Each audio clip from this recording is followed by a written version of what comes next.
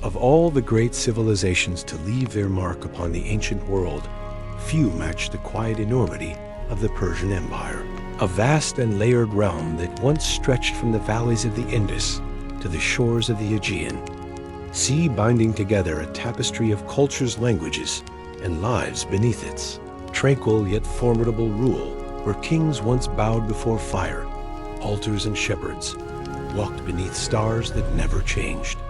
This was not merely an empire of conquest and command, but a patient weaving of roads and rivers of silks and stone, of carved symbols and whispered prayers, where the scent of incense floated beneath vaulted ceilings and clay jars held spices, gathered from the corners of the known world across centuries of calm expansion and shifting sands. In this gentle walk through time, we will fall asleep to the entire history of the Persian Empire, not through the echo of war drums, but through the hush of daily footsteps, not by the rise and fall of rulers alone, but by the slow heartbeat of a people shaped by land, language, and faith. We begin far before thrones and palaces in the wide ancestral highlands where nomadic families built their lives beneath open sky, where herds were driven across winged carved ridges and stories passed between generations. By firelight, where early clans laid the roots of identity and honor before the rise of the Achaemenid kings who would soon carry that legacy far beyond mountain borders. Then we follow the quiet rise of a man called Cyrus, whose vision would become more than a kingdom, whose calm strategy and inclusive rule began the foundation of the greatest empire the world had seen. And we walk with Darius, through halls of gold and halls of stone, through the planning of Persepolis, through the building of roads so straight and wide that messengers crossed them in days, as a web of satraps, laws, and coins brought structure to distant lands under the same sun. We pause then within the heart of the empire, not at its edge, but in the space between where faith moved in silence. And fire was never extinguished, where priests tended sacred flames that symbolized eternal truth, where women wove meaning into fabric and men carved the names of ancestors into walls that still stand, and where daily life unfolded in the rhythm of offering and labor of seasons and memory, a life shaped by temples, gardens, towers, and stars. In the final stretch, we step gently into twilight, where the empire once bound by vision began to loosen at the edges, where Alexander came not with learning, but with sword, where the Achaemenids gave way to new dynasties and new rulers. But still the traditions endured, carried by the Parthians through the dust of the Silk Road, and later by the Sassanids, who restored many things but could not hold time forever, as Islam rose on the horizon of history and old voices began to fade into stone. Imagine merchants brushing dust from their robes at dawn as they reach the edge of great cities bearing ivory lapis, and long woven cloths from lands half a world away, their footsteps soft across worn paths, lined with statues and shaded by arches, the air around them filled with cumin saffron, and the low hum of spoken deals beneath stone porticos. Imagine the woman at her hearth, grinding grain in slow, steady rhythm, passed down through generations, while her daughter sings softly beside her, listening to tales older than kings, while the goat bell echoes gently beyond the threshold, as morning light spills across the clay floor in golden silence. Imagine the scribe seated near a narrow window, dipping his reed into ink made from ash and earth, pressing words of power onto parchment, while temple bells toll faintly in the distance, and the breeze carries the smell of fig and olive from gardens tended by careful hands. In Persia, the past never left. It stood close like a familiar shadow, shaping each day with the memory of lives, already lived, paths already walked, prayers already spoken and retold like verses in a sacred song. The Persian Empire was not a single voice, but many, not a single city, but thousands, tied together with quiet threads from nomads in wind-blown hills to priests in golden robes from scholars, watching the stars to farmers, gathering pomegranates from low swaying trees. Everything within the empire had its place, its rhythm, and its reason. Let your thoughts drift now into that vast and peaceful space where time moved not in minutes, but in moons, not by clocks, but by light and season, by migration and harvest, by silence and breath. As we begin this journey into the still heart of Persian memory, let the noise of the present fall away like dust from sandals at the city gate. And listen to the world that once was steady, gentle, and lasting, built, not in rush, but in patience. We walk now into a world where fire meant truth, where roads were stories, where homes were temples, and silence held the shape of prayer. Let us begin where all great stories begin, not with noise, but with morning light, with warm bread baking on clay, with the distant creak of rope, drawing water from a deep and ancient well, and with the first quiet steps of the Persian world as it gently opened to history. Centuries before the name, Persia rang through mountains and deserts, and before great kings constructed cities of gold and stone, there lived roving tribes scattered here and there who slowly moved across the vast Iranian plateau, intense beneath limitless skies, shaped by the rhythm of seasons and the needs of their herds. This is the beginning of their tale, a time when existence was simply a matter of knowing the land, the winds, the stars, and each other, prior to empire and existence being measured in peaceful moments and quantified steps. These ancient humans were part of the great Indo-Iranian family, a people who migrated incrementally across the steppes, bearing with them languages and beliefs, which would make them who they were over long, quiet centuries. Their life was governed by the rhythms of nature, the slow turning of the year, and the holy fire that stood for truth and life. They remembered ancestors through oral tales in night skies filled with silent constellations and the soft beam of distant stars. Their ways of living, their customs, and making do mountains and dry riverbeds encircled the small villages and grazing pastures where goats and sheep grazed. Families moved their camps seasonally in search of grass and water along valleys and hills. Women spun textiles and gathered grain, and the men looked after the flocks and guarded their families. Life was characterized by a close relationship with earth and sky, not through conquest or empire, but through quiet patience and long-lasting bonds.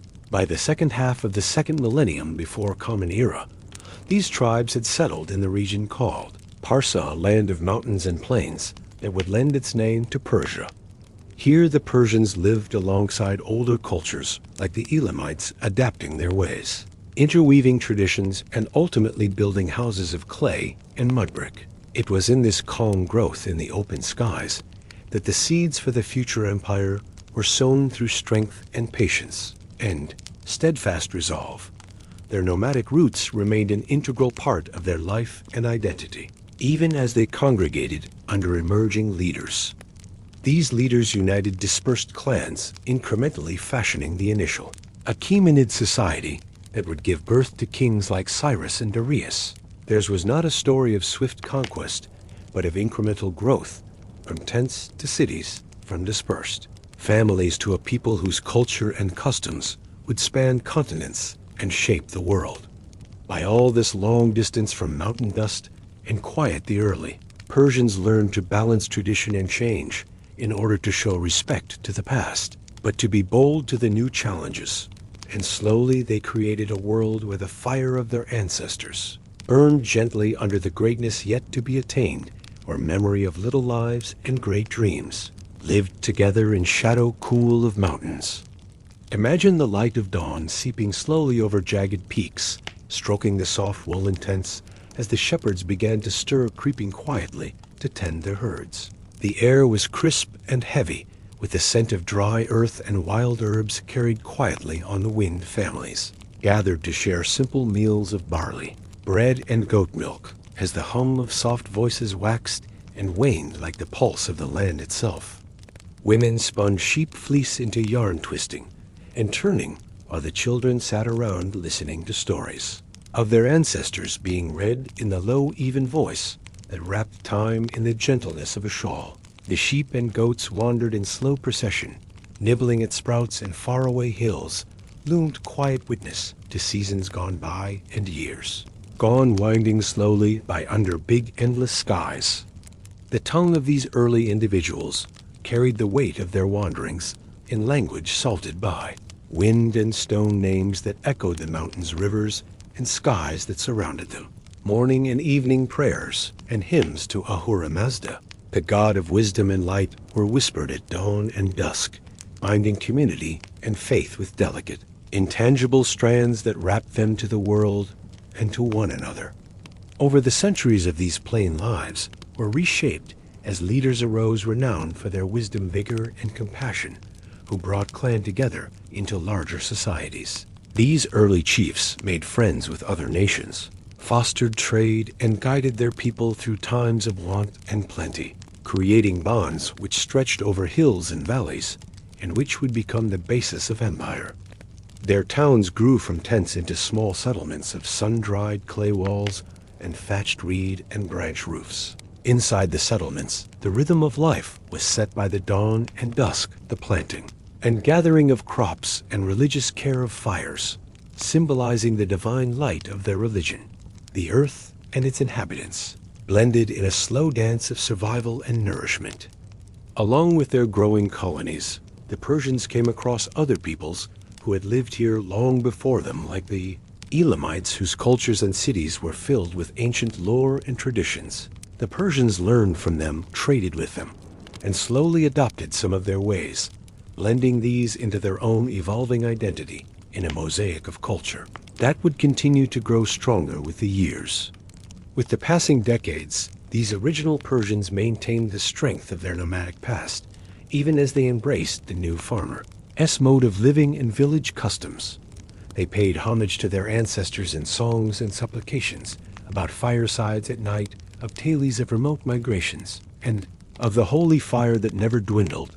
Their connection was emotionally rooted in the earth and in the legend, quietly handed down from generation to generation.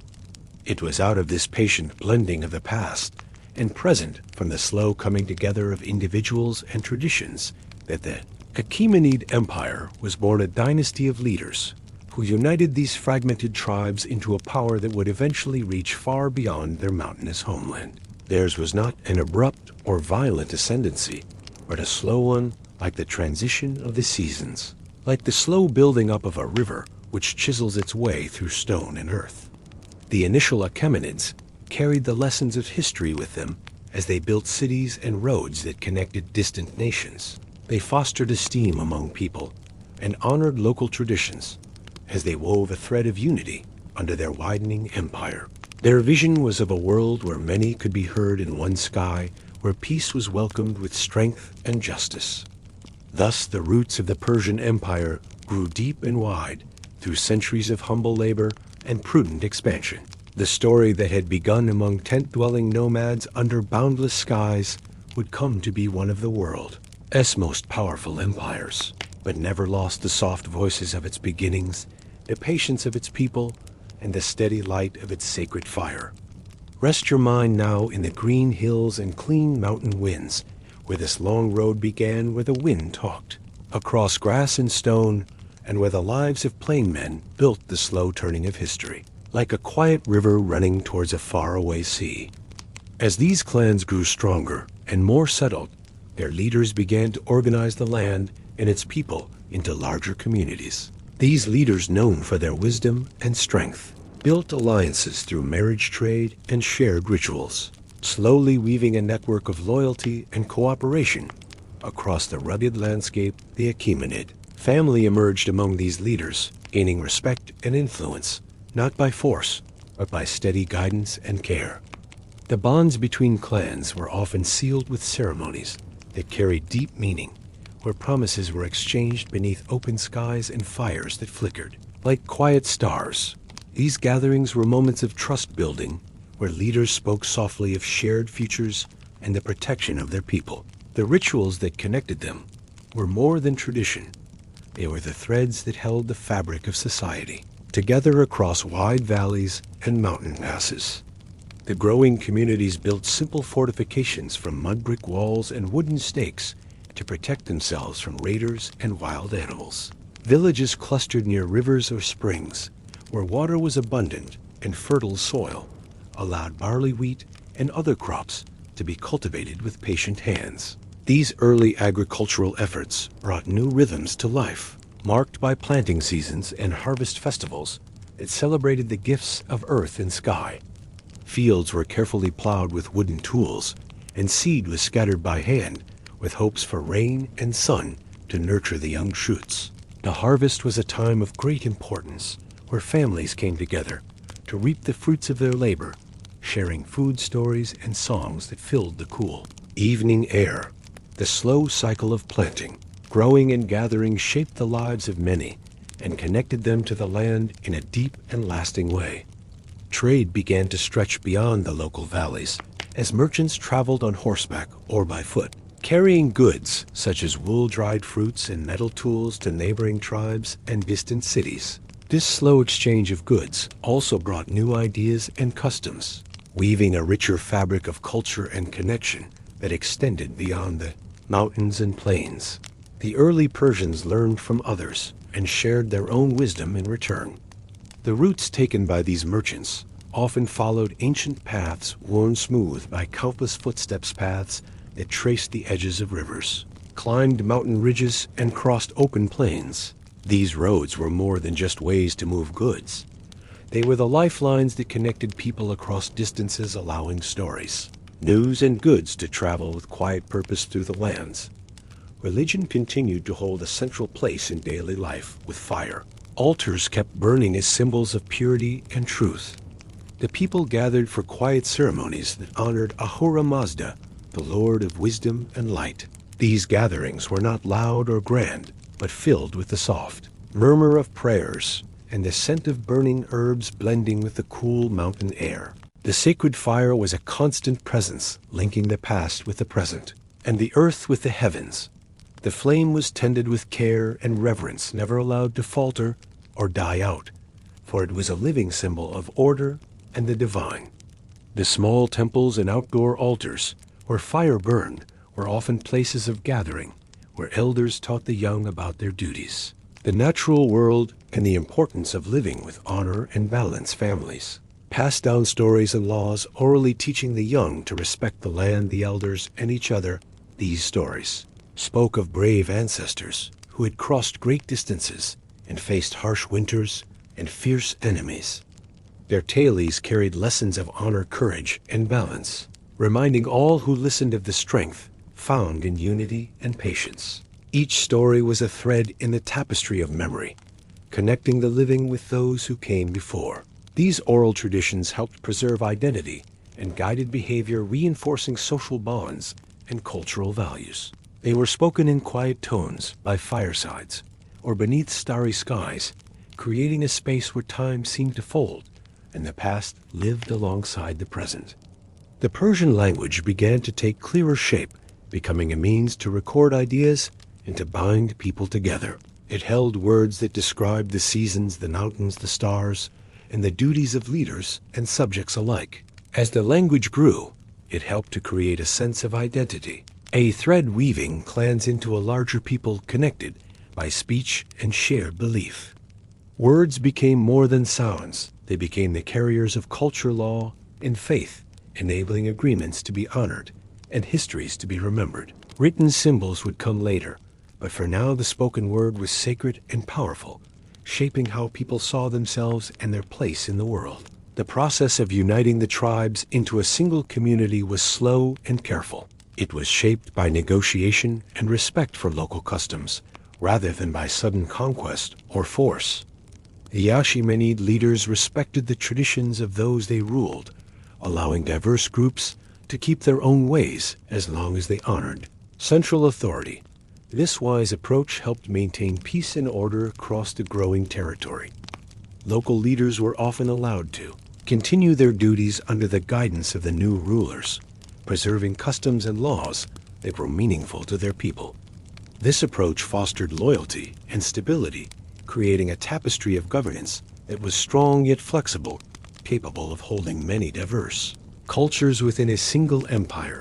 Seasonal festivals marked the passage of time, bringing communities together in celebration and remembrance. These events were moments of joy and renewal, where people sang ancient songs, danced around fires, and shared food made from the harvest. The rhythm of the year was deeply felt, binding people to the cycles of nature and to each other in gentle harmony. These festivals were often linked to the solstices, equinoxes, and the phases of the moon, creating a calendar that was both practical and sacred. They provided times for rest and connection, strengthening social bonds and reminding people of their place within the larger flow of life. As the clans grew in size and strength, they began to build more permanent structures. Roads were cleared between villages, making travel and trade easier. These early roads laid the groundwork for the vast network that would later unite the Persian Empire, connecting distant lands from mountains to deserts and rivers. The creation of these paths was a silent but powerful step toward empire building.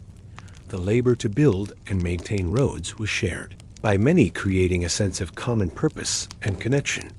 The paths carved through forests, crossed rivers, and skirted cliffs, creating links that would one day support the swift movement of armies, merchants, and messengers alike. In this quiet way, the early Persians grew from scattered nomads into a people prepared to shape the world around them. Their culture blended the old ways of the steppe with the new rhythms of settled life, creating a foundation that would support the great empire to come. Their story was one of patient, steady growth and respect for the balance between tradition and change. They honored the past while looking toward the future, embracing new ideas without forgetting the lessons of the ancestors. This balance would become a hallmark of Persian culture, a steady flame burning beneath the wide sky, a gentle but enduring light guiding the way through centuries yet to come.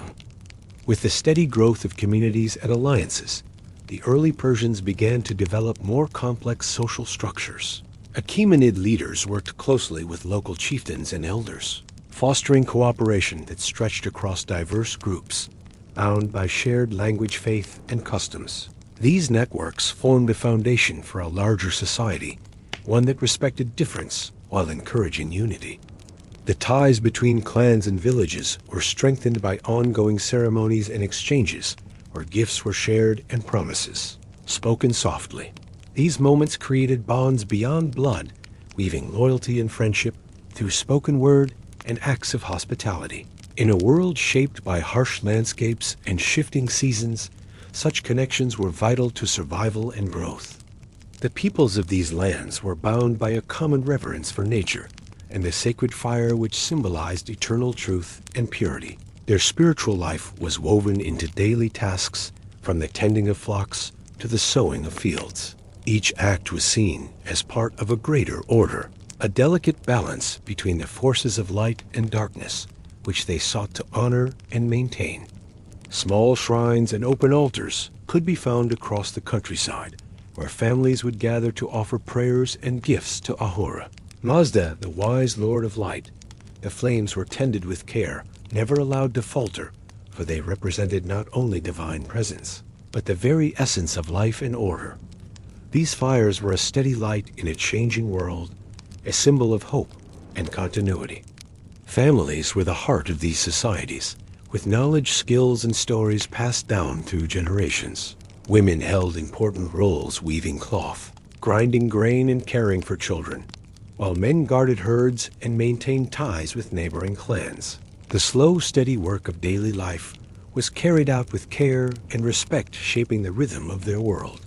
The rhythm of life followed the slow turn of seasons, with the cycle of planting, growth, and harvest defining the year. The soft rustle of grain in the breeze, the distant call of shepherds, and the quiet murmur of village life formed a steady soundtrack that carried on through days and nights. This gentle constancy gave comfort and a sense of place in the vast landscape. Trade routes grew more defined as merchants moved goods such as copper, tin, lapis lazuli, and fine textiles across the mountains and valleys.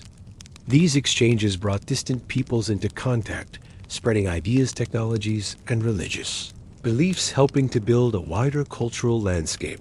The early Persians were both teachers and learners, sharing their own traditions while absorbing those of others. Merchants traveled carefully through mountain passes and across arid plains, carrying their precious goods to markets where buyers and sellers met beneath tents and open skies.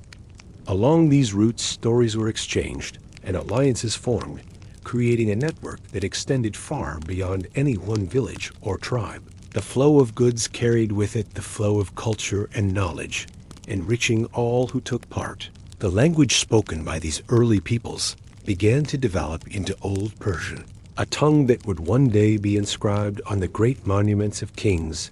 Their spoken words carried history, law, and poetry, binding their community together.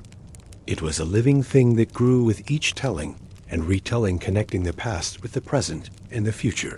Words were treasured as vessels of meaning, enabling leaders to govern and poets to inspire. They shaped how people understood the world around them and their place within it. This shared language was a vital thread weaving together the diverse peoples of the emerging realm, creating a sense of belonging and identity.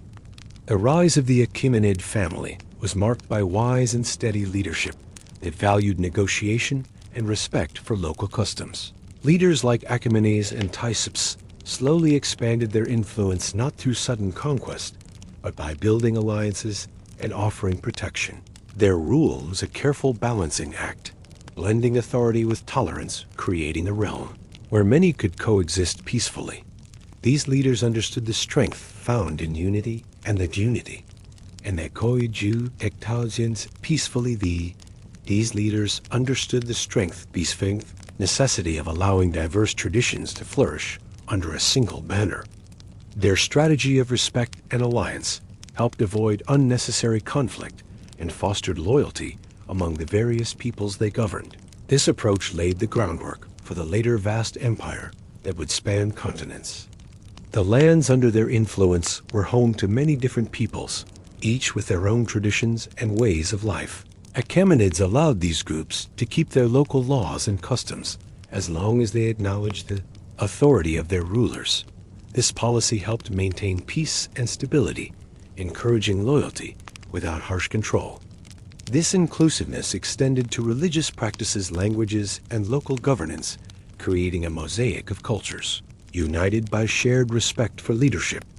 The flexibility of this system allowed the empire to grow while honoring the diversity of its many inhabitants. It was a form of governance, both pragmatic and enlightened, suited to the complexity of the world they shaped. Seasonal ceremonies and festivals continued to play a vital role in reinforcing community bonds. They marked important times, such as planting and harvest solstices and religious observances, bringing people together in celebration and reflection. These gatherings were moments when the ordinary and the sacred met, when the firelight danced on faces, old songs were sung, and stories passed from one generation to the next. These celebrations were occasions for rest and renewal, where music and dance lifted spirits and strengthened social ties.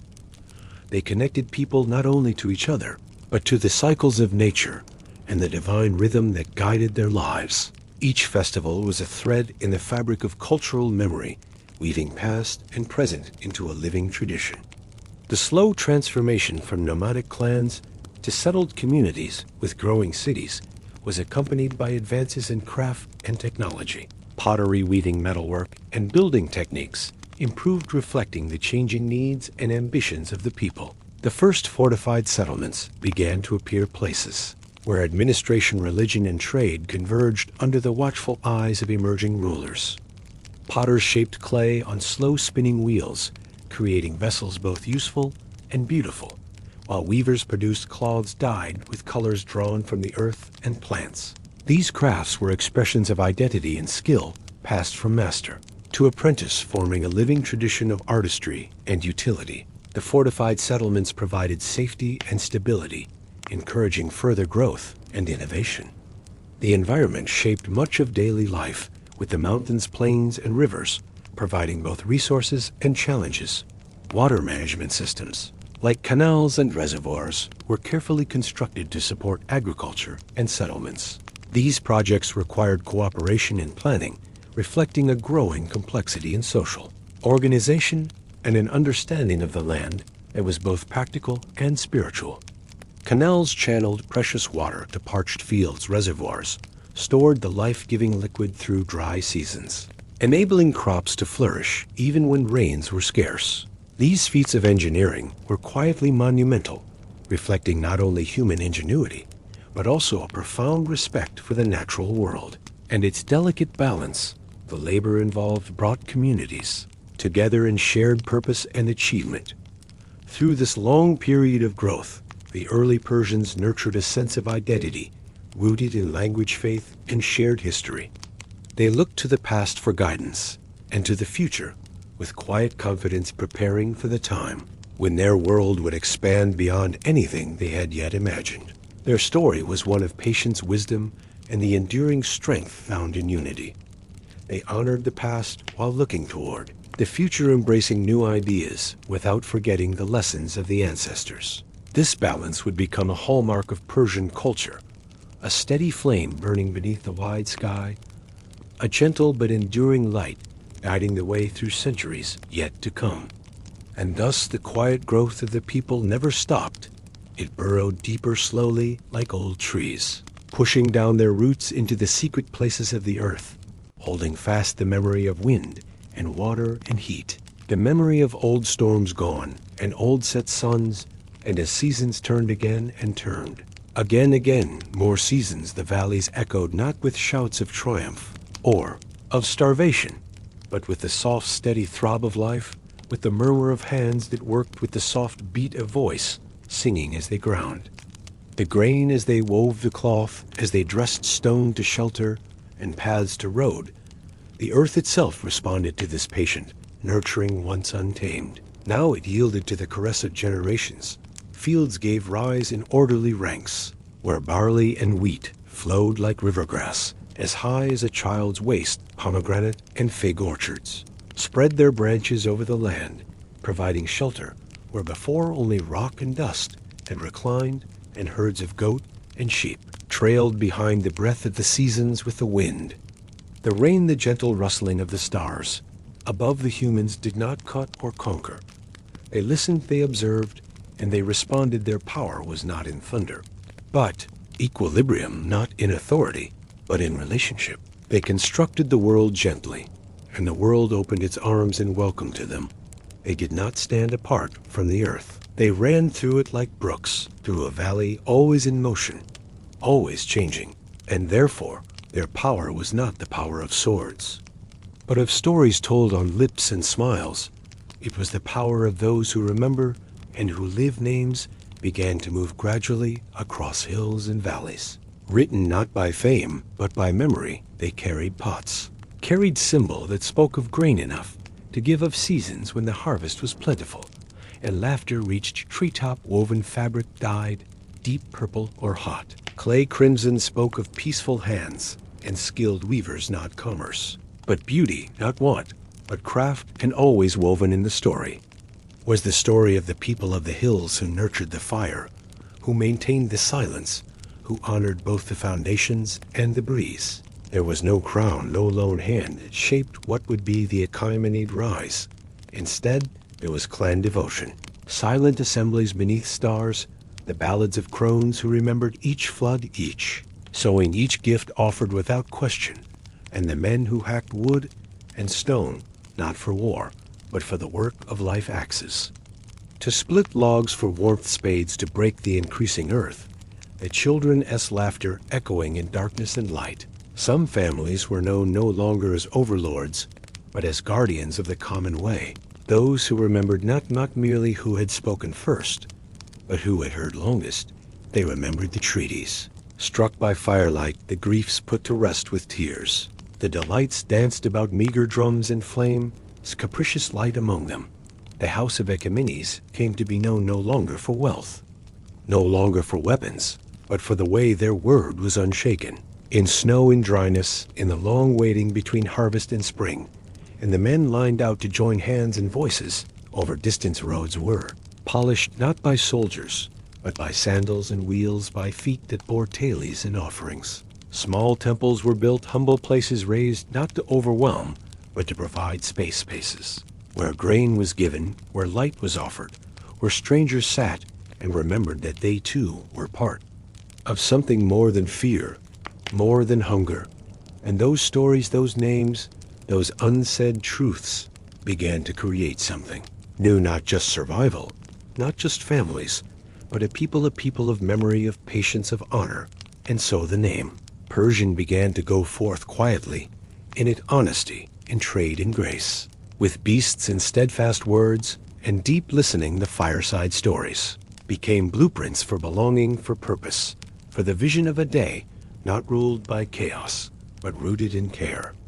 Then came the first real test, the first hint of hunger from outside high walls and sharp iron. Other cities gazed into the Persian valleys with eyes that beheld not earth, nor sheep, nor air, but only what could be taken. And though the Persians did not wish for war, they knew the meaning of losing what had been built. And so they gathered not in despair, not in rage, but in unshakable resolve. They took their tools, their hands, their songs, and stood with steady eyes before what had to be faced. In the midst of all this, there was a boy named Cyrus, son of a woman who had braved ice barefoot, to pick herbs for a sick child, son of a man who crafted tools and held stars dearly to his heart. This boy did not grow on scrolls or gold, but on the stories of his people, with the wind and wheat and the long still pulse of a life in touch with the earth. He was taught tree names, value of silence, worth of listening. He navigated the roads not as a prince, but as a son of land. He knew that it was not the power of yelling loudest, but digging deepest from holding the weight of other people's memories and other people's breath, who had been there before when the valleys moaned danger. Cyrus did not come out with flames, he came out with caution. He did not yell to war, but he yelled for one, and the people went not because they were afraid, but because they had faith. They went because he looked at them, because he remembered what they were. He pledged no thrones, he pledged honor. He did not offer conquest, he offered to stand with each other in the storm and in him. The people saw the likeness of the long waiting journey they had traveled. And so Cyrus rose not to command, but to lead. And they hailed him king, yes, but he called them kin. And with his leading the seed planted, so long ago on the hills began to flourish. The ascent of Achaemenid was not born in war, but in the constant thud of feet, in the softness of stories remembered, in the love wrapped around those who had chosen mercy instead of victory. They marched as one unit, not always conjoined, but ever forward, not always facilely, but ever in faith. And so the original kingdom did not grow with flames, but with roots working gradually deep beneath the feet of those who had made the valleys their home. From town to town, from pasture to past, the name of Cyrus spread, born on wind, born on word, born on the silent faith of those who had seen his mother kneel to sow seed, and had seen him wait before he spoke. And so the Persians did not overrun them. They were welcomed. They were added. Their paths became rivers.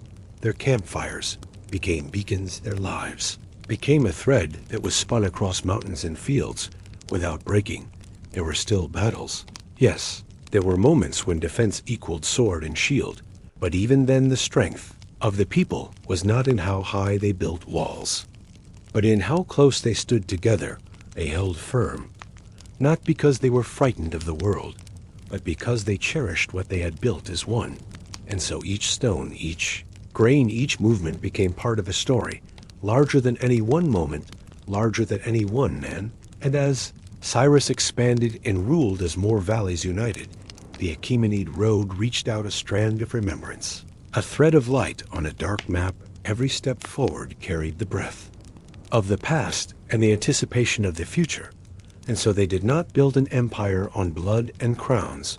They built it on patience and on song, with gifts left upon plain altars and promises spoken by firelight. And therefore the Achaemenids. History did not begin with thunder, but quietness, not with swords, but seeds. It began with women who knelt among the fields, with old men who looked up at the stars, with barefoot children who played beside the riverbanks. And in each moment, something was seeded, something that would grow and endure and bloom into the world we would come to know as Persia. In the stillness of the ancient earth, where the wind moved quietly over dry stone and silent hill, there rose a people from the dust of old tribes and forgotten pastures, a people who would shape the world not by fire alone, but by the calm order of laws and the steady hand of vision.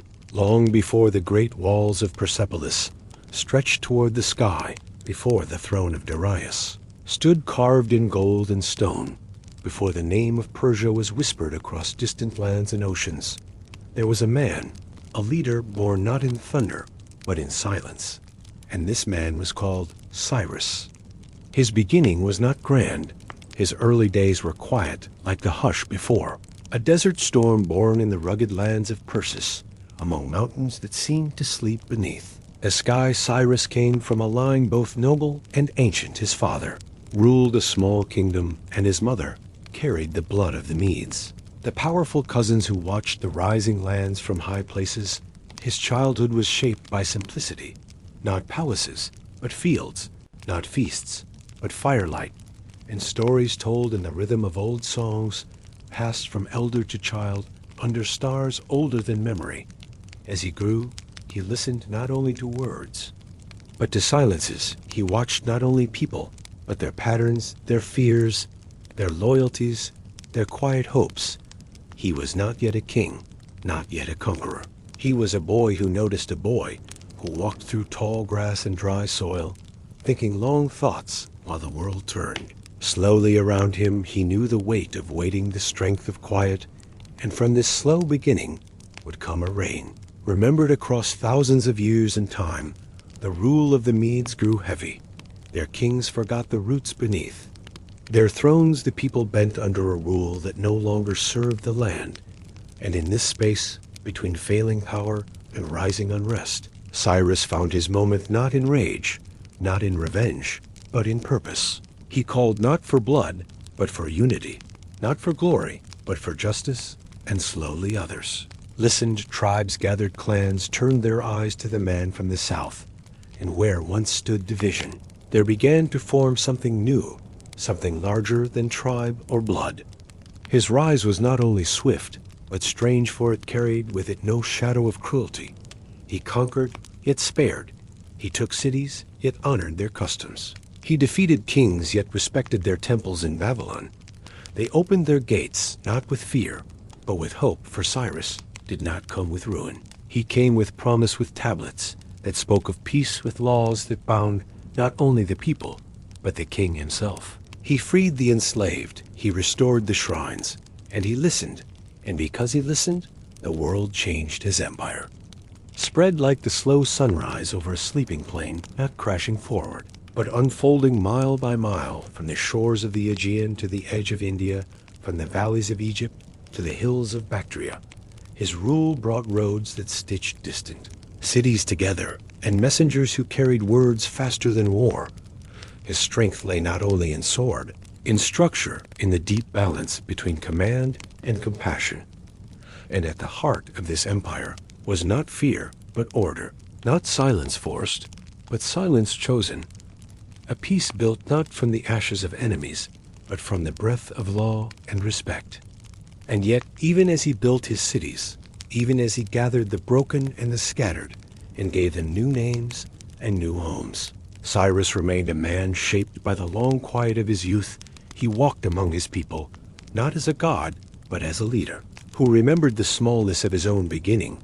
He died far from the roar of celebration on a battlefield, as men have often done. But his legacy was not in the last battle. It was in the first law, not in the crown upon his head, but in the words, written upon clay, that all people should live in peace within their own belief, and that no king was greater than the justice he upheld, long after his body was laid to rest in the cool stone. Tombed beneath the open sky, his name would echo through halls of rulers and thinkers. Alike his son would rise after him, but the echo of Cyrus would be louder than blood, louder than empire. It would be felt in the way a ruler looked upon his people, in the way the law stood above desire, and in the quiet truth that greatness begins not in the throne, but in the heart. And so the age of Cyrus passed, but what he built did not fade.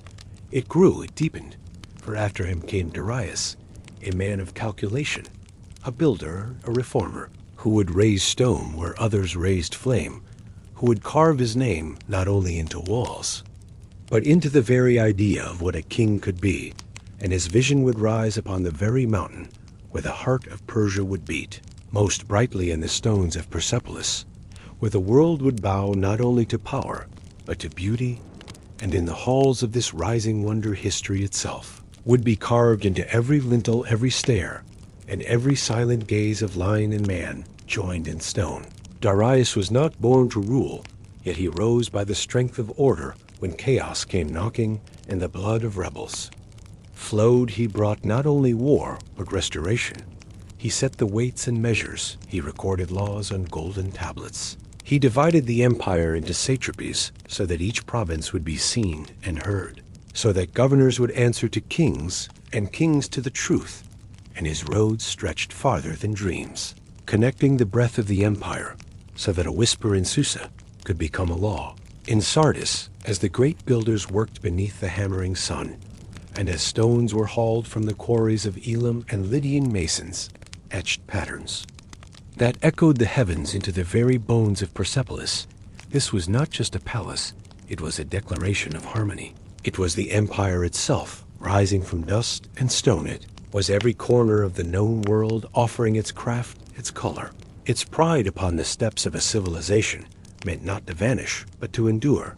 And Darius did not forget Cyrus, for his image stood beside the new, in sculpture and inscription.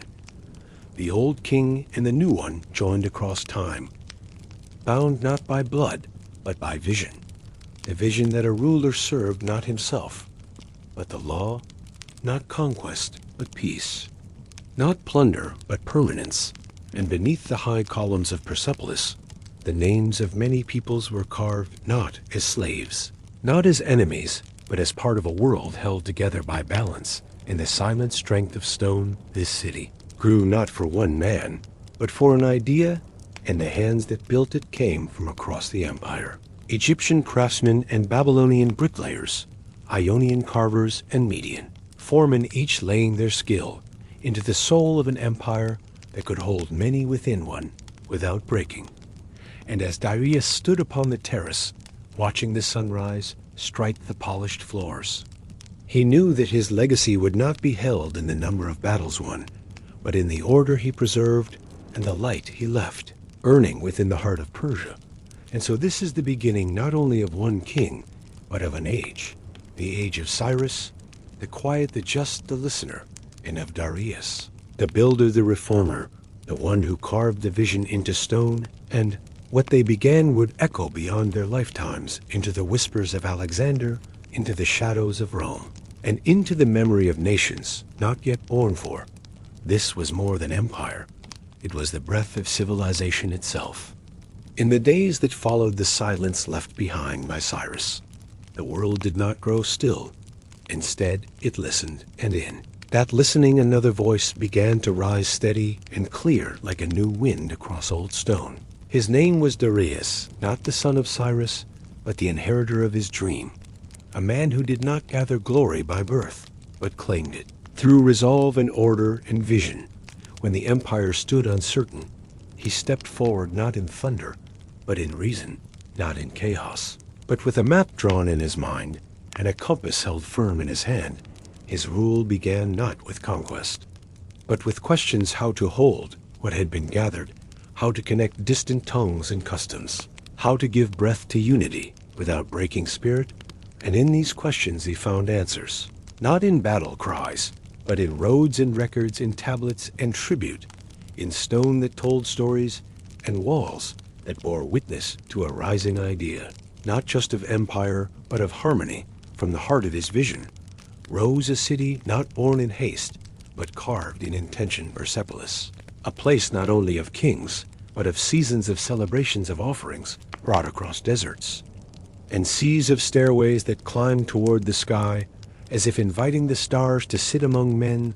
There the stone spoke not in noise, but in form, figures carved with gentleness and pride, carrying gifts with lowered heads and quiet dignity. A mirror of the peace that Darius dreamed would echo across the world, and as the moon cast pale silver over those rising halls, and the scent of cedar and stone mixed in the cool, Night breeze, the workers laid their tools beside the uncut rock and looked not toward the past, but toward what they were building, something meant to last beyond the days of flesh. Beyond the voices of kings, a beauty rooted in balance, in patience, and law. And so the first part of this long story settles like evening over the high plateaus of ancient Persia, where one great reign ends and another begins, where dust becomes memory and memory becomes stone, and in the quiet between two giants, the world takes a breath before continuing on. He came to power in a time when the empire was fragile with many voices and many kingdoms. Yet the man named Darius saw not chaos, but opportunity. And from that opportunity he began to build a new Persia, not with the sword alone, but with the careful hand of a master builder and a wise ruler. His vision was to bring order to the vast lands, stretching from the Indus River to the shores of the Aegean Sea, a land of many peoples, many tongues, and many beliefs. And in this great expanse, he understood that true power was not just in armies, but in the bonds that hold people together in respect and law. Darius divided this great realm into provinces, each governed by a trusted satrap, who was responsible for maintaining peace, collecting tribute, and upholding the king's law. But even as he appointed governors, he made sure local customs and traditions were respected, for he knew that strength lay in unity, not in forcing sameness upon diversity. And so the empire was woven not from a single thread, but from many threads, each vibrant and unique, yet bound to the whole by a promise of protection and fairness.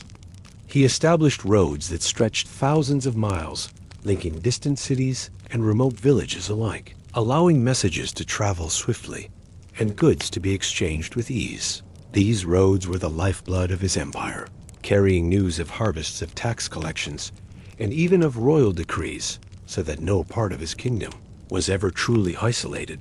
No matter how far or wild the place, there was a path connecting it to the heart of Persia, and the beat of the empire could be felt even in the smallest village.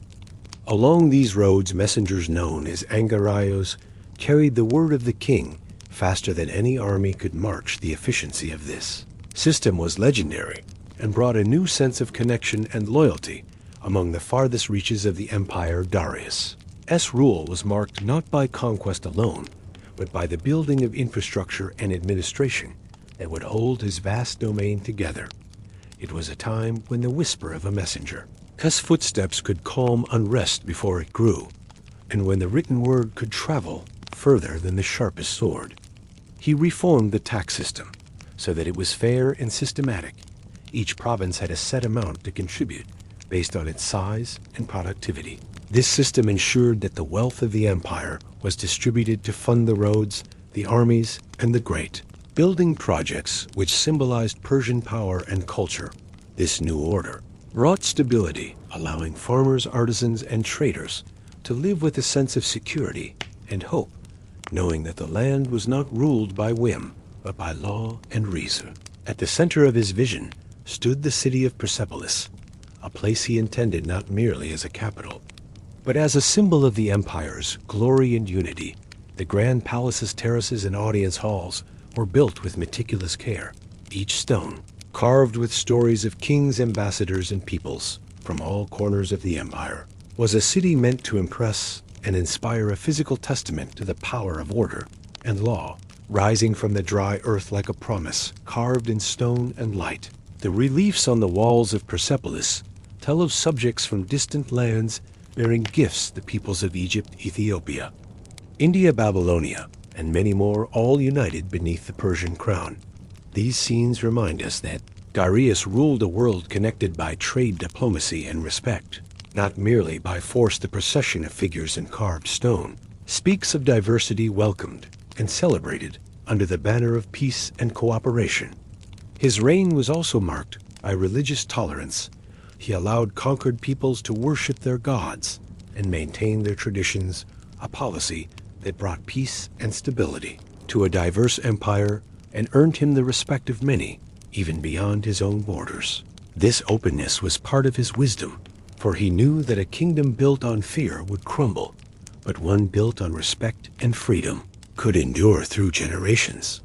While he expanded the empire's boundaries and wealth, Darius was also a man of vision who sought to balance power with justice and administration with culture. His reforms laid the foundation for a Persian empire that would endure for centuries, inspiring future rulers with the example of his calm and steady hand. It was not merely the might of his armies, but the strength of his ideas that shaped the destiny of a world. As the great city of Persepolis rose from the earth, it became a place where kings held court and festivals were celebrated, a place of beauty and power intertwined where the stone told stories and the air held the echoes of voices long gone but never forgotten. It was a city alive with music, dance, and ceremony, where the wealth of many lands came to mingle and shine beneath the Persian sun. And so the story of Darius unfolds a chapter of vision and order in the continuing tale of Persia, a story of law and legacy and the glory of a city built to stand through the ages. And with that, the next part shall take us deeper into the life of Persepolis and the later years of this great reign. Beyond the walls of Persepolis, the empire flourished with cities and towns connected by the arteries of the royal roads, where merchants, traders, and travelers brought goods, spices, textiles, and ideas from distant corners of the known world. The empire was a tapestry woven from countless threads, each contributing to the grand design that Darius so carefully crafted. The satraps governed with a mixture of authority and respect, listening to their peoples and sending reports to the king so that justice might be upheld and peace maintained. These governors were the eyes and ears of Darius, spread across mountains, deserts, and fertile plains. They faced challenges from rebellious nobles to restless tribes, but their loyalty was bound by the promise of a just and wise king. The military under Darius was strong, but it was more than just an army. It was a symbol of the empire's strength and the guarantee of safety for those who dwelt within its border. Soldiers marched not only to war, but to protect trade routes and maintain order. Their discipline and organization reflecting the larger order of the empire itself. Darius also fostered arts and culture, encouraging poets, historians, and craftsmen to flourish. He understood that the glory of Persia was not only in its power, but in its culture, its ability to inspire and create. And so the courts of Persepolis echoed with the songs of minstrels and the tales of heroes, long past their words, weaving the memory of Persia into the hearts of its people. The calendar was reformed and festivals established to mark the cycles of the year and to honor the gods and the king. These celebrations were moments when the empire came together in shared joy and remembrance, binding together diverse peoples with common rituals and stories. They created a sense of belonging across vast distances. The influence of Darius extended beyond his death, for his sons and successors inherited an empire strengthened by his reforms and inspired by his vision. The ideals of justice, order, and respect for diversity would continue to shape Persian rule and leave a legacy that would echo through history as a model of enlightened leadership. In the long shadow of Darius, the great city of Persepolis remained a beacon, a place where the achievements of a people were carved in stone and where the future was imagined in the quiet spaces between the columns and terraces. It was a testament to the enduring spirit of Persia, a land where power and beauty walked hand in hand and where the dream of unity was etched forever into the earth. The story of Darius is a story of hope and order, of a ruler who chose law over chaos and culture over conquest. It reminds us that greatness is not only measured in battles won, but in the lives built and the legacies left behind in cities that stand and in the hearts of those who remember and tell the tale. And so as the sun set over Persepolis, the city stood not just as a capital, but as a symbol of an empire that reached across continents and cultures, a shining example of the vision of a king who understood that true power was the power to unite and inspire. And from here, the next chapter will take us further into the life and times of this remarkable era, a time of glory, peace, and complexity within the Persian Empire. As the seasons passed, the city of Persepolis grew ever more splendid, its halls filled with voices of diplomats and merchants, its terraces alive with festivals and ceremonies. A place where the diversity of the empire was celebrated through art, music, and shared rituals. This city was more than stone.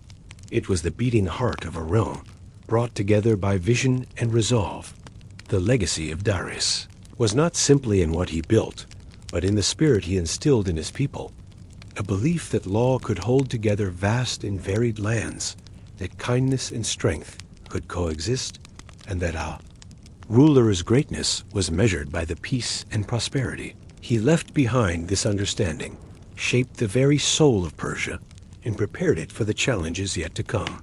With this, the story of Part 2 draws to a close, but the tale of Persia its glory continues its next chapter, beckoning us to explore the later years of Darius' reign, the life of Persepolis in its fullest bloom, in the unfolding destinies that would shape an empire remembered for millennia. The years following the rise of Persepolis brought both challenge and promise to the vast Persian empire. The city itself grew as a jewel of the world, a place where stone and story met beneath an endless sky, where kings gathered and peoples from many lands found a home and a voice. Life beyond the grand walls moved to rhythms, both old and new, the ancient ways mingling with fresh winds that whispered across deserts, mountains, and fertile plains. The rulers who held the empire together faced tests from every direction, enemies outside and unrest within, yet the vision of unity and order remained, a steady flame guiding their hands and hearts in the heart of Persepolis. Life blossomed like a garden tended with care, a mingling of cultures and languages that wove a tapestry rich with the colors of distant lands. From the Indus Valley to the edges of Egypt, caravans and travelers brought stories and goods. Silk, spices, precious stones, and fine cloth filled the markets, while artisans shaped gold and stone into wonders. The great halls echoed with voices speaking many tongues. Diplomats, traders, priests, and craftsmen all played their part in the dance of empire. Gardens bloomed with fragrant myrtle and pomegranate, the scent of incense mingling with fresh earth beneath a sky alive with stars. The kings held court not only as rulers, but as stewards of justice, and counseled their courts places where wisdom was sought and given. Wise men and women debated law, diplomacy, and the care of the empire, understanding that the strength of a king lay not in force alone, but in respect for the diverse peoples under his rule. They balanced the power of the throne with an openness to traditions and customs that varied from province to province. It was a delicate dance, requiring patience, insight, and a deep sense of responsibility. Trade flourished along an intricate network of roads and rivers, connecting distant cities and small villages. Wealth moved steadily along these arteries, bringing gold, lapis lazuli, spices, wool, and finely woven textiles. Wealth from trade helped to grow cities, support artisans, and fund magnificent projects that celebrated the empire's greatness. The markets bustled with activity. Goods from across continents exchanged hands and lives, intertwined, creating a vibrant economy that supported not only the rulers, but the common people as well. Religion remained a cornerstone of life, the sacred fire of Ahura Mazda burned bright in temples across the empire, places that were more than sanctuaries. They served as centers of learning, culture, and community, where stories were told, music played, and knowledge passed from one generation to the next. Kings promoted tolerance, allowing many faiths to flourish, weaving peace from the threads of diverse beliefs. This harmony in religion strengthened the bonds between peoples and their rulers' governance under. Darius and his successors became a model of order and fairness. The empire was divided into provinces, each ruled by a satrap chosen for loyalty and wisdom. These satraps upheld the king's law, maintained peace, and collected tribute. Yet they were also careful to respect the traditions of their regions. This balance of authority and respect helped the empire endure through revolts, wars, and the inevitable challenges of ruling such a vast and varied land. Artists and builders continued to leave their mark, shaping Persepolis and other cities with stunning reliefs and sculptures. These works told stories of victory, peace, and prosperity messages, carved in stone, celebrating a people proud of their heritage and hopeful for the future. They captured the spirit of a civilization confident in its place and purpose, and reminded all who saw them of the values that held the empire together. Despite these great achievements, the kings faced ongoing challenges from rival states and internal struggles. Yet through skillful diplomacy, strategic marriages, and when needed firm displays of strength, they held together an empire that stretched across continents. Their ability to adapt to change while remaining rooted in justice and order defined their reigns and ensured the empire's stability. The later years of Darius' rule and those of his successors were marked by efforts to deepen the empire's strength from within. Investments in infrastructure, education, and culture helped to build a kingdom prepared not just to survive, but to flourish. This vision of Persia was one where arts and sciences bloomed alongside the power of the sword and the wisdom of law. A kingdom where progress walked hand in hand with tradition. This long period of growth and consolidation set the stage for future generations. The foundations laid by Cyrus and built upon by Darius were strong enough to inspire and sustain rulers yet to come. Their example of wise governance and cultural richness would echo through history.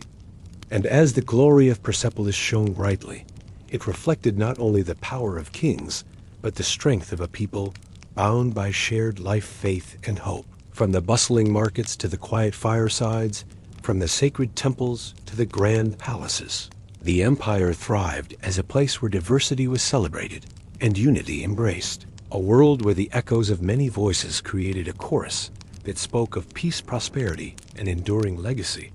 In this way, the Persian Empire became more than land and stone. It became a living story, a dream, carried forward by those who believed in a future shaped by justice, order, and beauty. The roads that stretched from city to city were lifelines of the empire, carrying merchants, pilgrims, messengers, and soldiers alike. The Angarayos rode swiftly, delivering news of battles, harvests, royal commands, and celebrations. These roads were more than pathways. They were threads binding together an empire of many peoples who shared the hope of stability and peace. The steady beat of hooves on stone was a reminder that despite the vast distances, none were beyond the reach of the king's care. In villages along the rivers, farmers worked fields with tools, crafted by skilled hands, their lives marked by the rising and setting of the sun and the turning of the seasons. Their songs and stories carried the wisdom of generations, reminding them of their place in the great cycle of life. Their labor fed the cities, their prayers sustained the sacred fires, and their children grew with dreams, nurtured by the stories of Cyrus, Darius, and the glory of Persepolis. Craftsmen labored in workshops, shaping metals, stones, and clay into objects both useful and beautiful. Jewelry, pottery, weapons, and religious artifacts all bore the marks of a culture rich in symbolism and meaning. Their work was a dialogue between past and present, a way to honor ancestors and inspire future generations. Each piece carried the spirit of Persia, a testament to a people who valued both strength and grace. The imperial court was a place where music and poetry flourished. The melodies played on lyres and flutes filled the halls where kings listened to verses that spoke of heroism, love, and the divine. The arts were not mere entertainment, but expressions of the soul, a language that connected hearts across distances and differences. It was here that the cultural life of the empire shone, brightest, reflecting the hopes and fears of a civilization poised. Between tradition and change, education was prized. The scribes and scholars who filled the libraries were keepers of knowledge, preserving texts from ancient times and creating new works on history, law, and philosophy. Their pursuit of wisdom was a beacon that attracted thinkers from many lands and traditions. The commitment to learning was a cornerstone of the empire's strength, ensuring that its leaders and citizens alike were guided by understanding and insight. The kings were not distant rulers, but often traveled their realm, listening to the voices of their subjects. They held festivals that brought together peoples from across the empire, where music, dancing, feasting, and rituals celebrated the bonds that united them. These moments of joy and communion strengthened the sense of belonging and loyalty that held the empire together even in difficult times. Though the empire faced threats from without and unrest from within, its leaders responded with a mixture of firmness and compassion. They negotiated treaties, formed alliances, and when necessary prepared their armies to defend the lands and peoples entrusted to their care. Their leadership was a constant balancing act, requiring wisdom, courage, and a vision that embraced both the present and the future. And so the story of the Persian Empire during the height of Persepolis is one of a civilization that found strength in diversity, order in complexity, and beauty in the weaving together of many lives. This legacy of law, culture, and governance would inspire generations and shape the course of history long after the stones of Persepolis had weathered the passing of time. The years moved forward, and the empire that had risen on the dreams of Cyrus and the vision of Darius now faced the currents of change and challenge. Persepolis stood proud, a symbol not only of power, but of the hopes of a people bound together by history and faith. The kings who came after Darius sought to carry forward this legacy, building on what had been laid down with care and resolve. As the land stretched from mountain to sea, with its deserts and rivers, its mountains and fertile plains, each part of the vast realm humming with life and purpose, from the highest peaks, where the air was thin and cold, to the warm valleys where crops grew beneath the ever-watchful sun. Every corner was alive with the promise of tomorrow and the memory of yesterday. The courts remained places of ceremony and decision, where the pulse of the empire could be felt in the voices of ambassadors and the nigh footsteps of nobles. Yet beneath the grandeur, there were whispers of unrest. Distant provinces chafed under tribute, others wrestled with the changes brought by new rulers and the relentless march of time. The leaders knew that holding such a vast realm required more than walls and armies. It demanded wisdom, patience, and an openness to the needs of all who dwelled within its borders, from shepherds in the highlands, tending flocks beneath endless skies, to merchants in the bustling marketplaces with a clamor of trade, mingled with stories from lands far beyond the horizon, and even to the quiet villages, where life was measured by the rising and setting of the sun, in rhythms as old as the earth itself. Artisans continued to shape the city, crafting scenes of kings and peoples united in harmony. The great staircases told stories of triumphs and festivals, where gifts from faraway lands were offered in peace. Architecture itself was a song to the skill and spirit of a civilization that embraced both the strength of stone and the softness of human connection. Each column, each carving, a testament to the hands and hearts that built and dreamed, a reflection of an empire that sought to hold together many voices into one song, carried by the wind and echoing through the marble halls, where decisions were made and stories were told, where the laughter of children mingled with the solemn voices of priests and the hushed conversations of diplomats, forging alliances that would shape the fate of many generations to come. Religion flourished, with temples and fires burning bright across the provinces. The sacred traditions were honored alongside new beliefs, as the empire wove a tapestry of faiths that mirrored its diverse peoples. Kings often sought guidance from priests and sages, blending politics with spirituality to rule with balance and insight. This harmony between earthly power and divine will was a cornerstone of Persian governance, a delicate dance where respect for many gods became a pillar of strength, not division. A dance that required constant care to maintain peace in a land of many tongues and traditions, where every prayer and offering mattered, where sacred fires flickered with the hopes of the faithful, and the wisdom of the ancients was passed from hand to hand like a precious flame, illuminating the path of justice and mercy. Trade and culture moved along the roads that tied together cities great and small. The exchange of goods, ideas, and stories created a world where no place was truly distant, and no people truly separate. Markets buzzed with the mingling of voices, the colors of textiles, spices, and jewels. The prosperity brought by this trade strengthened the bonds of the empire and offered a promise of a shared future, where the wealth of one land fed the dreams of another, and every journey was a thread in the vast tapestry of Persia. From the traders, crossing deserts on camels to the fishermen on the shores of distant seas, bringing treasures unknown to faraway markets, each thread woven tightly to hold the fabric of the empire together in a pattern both complex and beautiful. The later kings faced their share of conflict and challenge from rising powers and internal disputes. Yet they drew on the foundations laid by their forebears, seeking to maintain order through diplomacy and, when necessary, force. The story of the empire was one of resilience, the ability to endure through change and to adapt without losing the vision of unity and justice.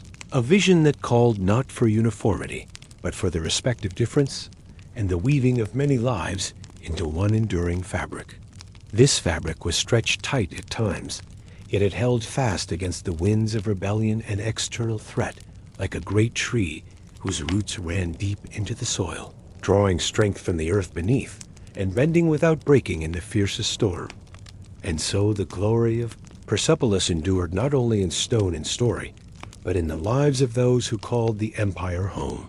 From the simplest farmer to the highest court official, each carried a part of this great dream, a dream of peace, prosperity, and belonging that echoed through generations long after the last fires of the city had faded into memory. The legacy was not only in the monuments, but in the hearts of a people who had lived history with care and courage.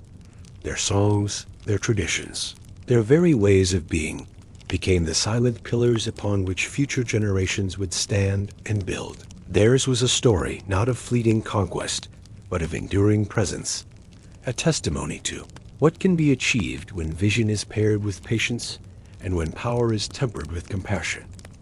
This final chapter of the great Persian Empire is a testament to the power of vision, the strength of culture, and the enduring hope of a people who shaped history not through domination alone, but through the calm, steady hand of law and the beauty of a shared destiny. It is a story that invites us to remember that greatness is found not only in conquest, but in the care we show for one another and the dreams we build together. It calls us to listen to the silent stones and to the whispers of the past that teach us about balance and grace, about how the mightiest empires are those that hold fast to justice and compassion, how the true strength of a people is measured not by the swords they carry, but by the bonds they forge. And as the sun set on this age, the stones of Persepolis held fast the silent witness to a civilization that reached across. Time to speak to us still of order, strength, and the quiet glory of a people united in purpose and hope. Their story is carved in every step taken along the grand terraces, in every shadow cast by the columns, and in every breath taken beneath. The endless sky, a story that lives on beyond the ages, as a reminder of what can be built when vision meets patience and the heart guides the hand. And in this light, we find a lesson for all who seek to build something lasting for the future, is shaped not by might alone, but by the wisdom to nurture the seeds planted today with care and kindness, so that they may grow tall in the world, tomorrow a world where the echoes of those ancient voices continue to inspire those who dream of justice, peace, and unity among all peoples and lands, religion, culture, and daily life in the heart of the Persian Empire. As morning light thickened across the land and shadows withdrew into quiet corners, cooks in courtyards began to stir pots of lentils, barley, and dates, while pigeons fluttered along rooftops searching for crumbs in the dust. The scent of spiced porridge drifted through narrow alleys and into wide open plazas, where stone fountains whispered softly, and time moved slow like honey through warm fingers. Men gathered near the fountains, not to speak loudly, but to share silence, to nod in greeting, and feel the presence of one another in the stillness of beginning. In shaded temples cool with carved stone in soft light, women brought offerings of milk and figs. Wrapped in cloth, their heads bowed, and steps slow and deliberate. They did not come in desperation, but in gratitude for the turning of seasons, for the birth of a child, or the safe return of a husband from far roads, where wind and dust spoke only in riddles.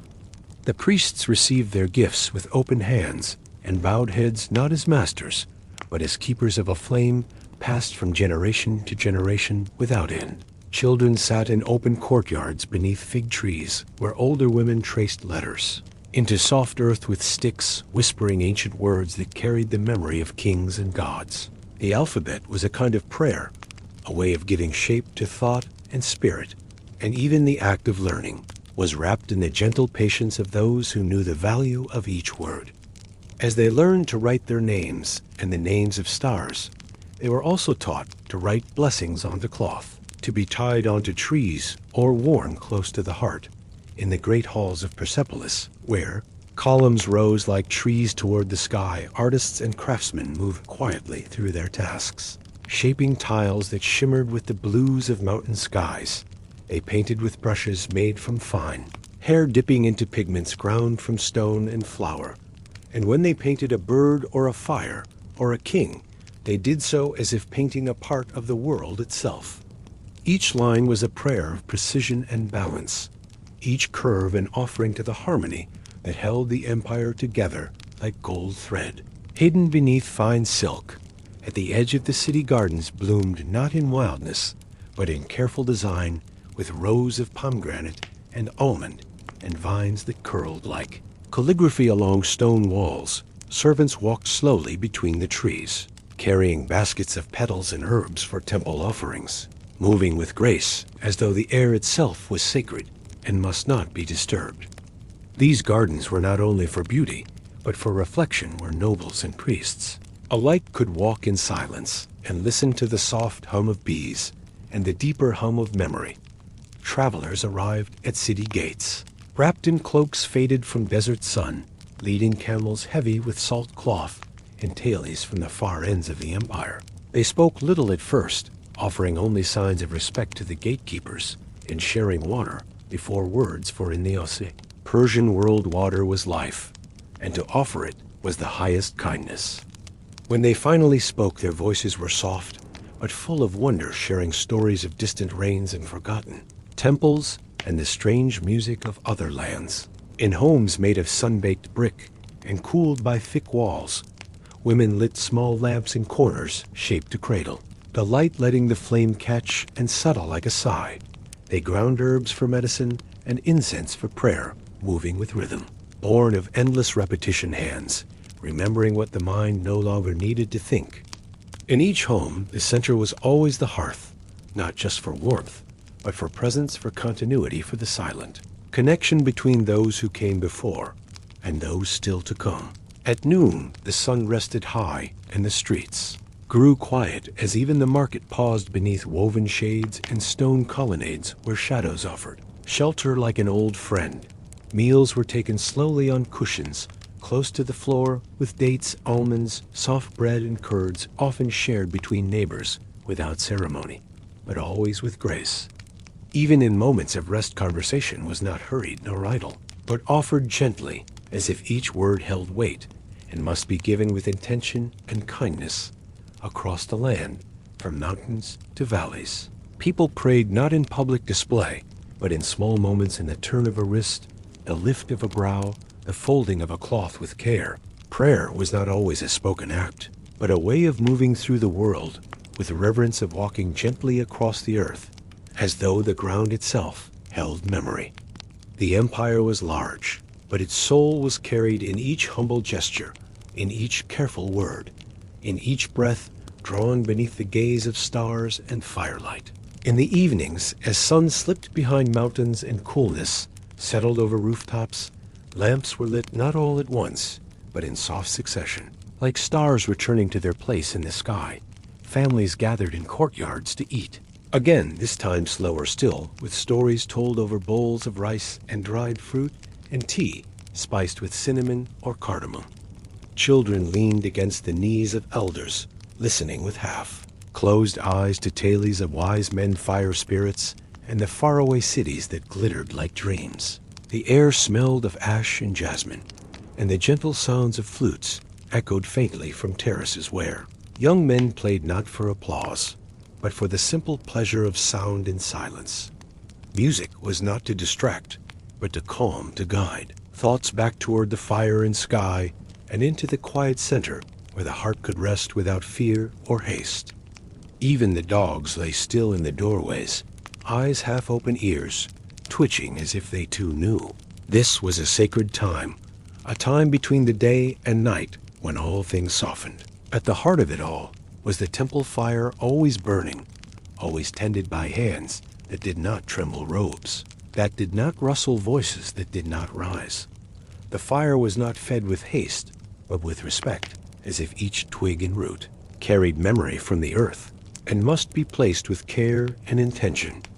Even the silence around the fire was sacred, filled not with absence, but with presence, a deep fullness that required no explanation, only recognition outside. The cities were stars gathered like flocks of birds over the desert plains.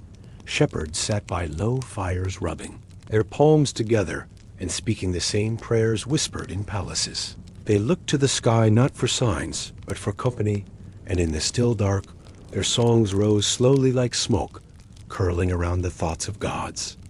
Each note was simple and slow, carrying the weight of longing and memory of 1,000 nights spent beneath the same stars, singing the same quiet songs. In this way, the empire breathed not just through conquest or trade or law, but through the daily rituals that made each life part of something larger.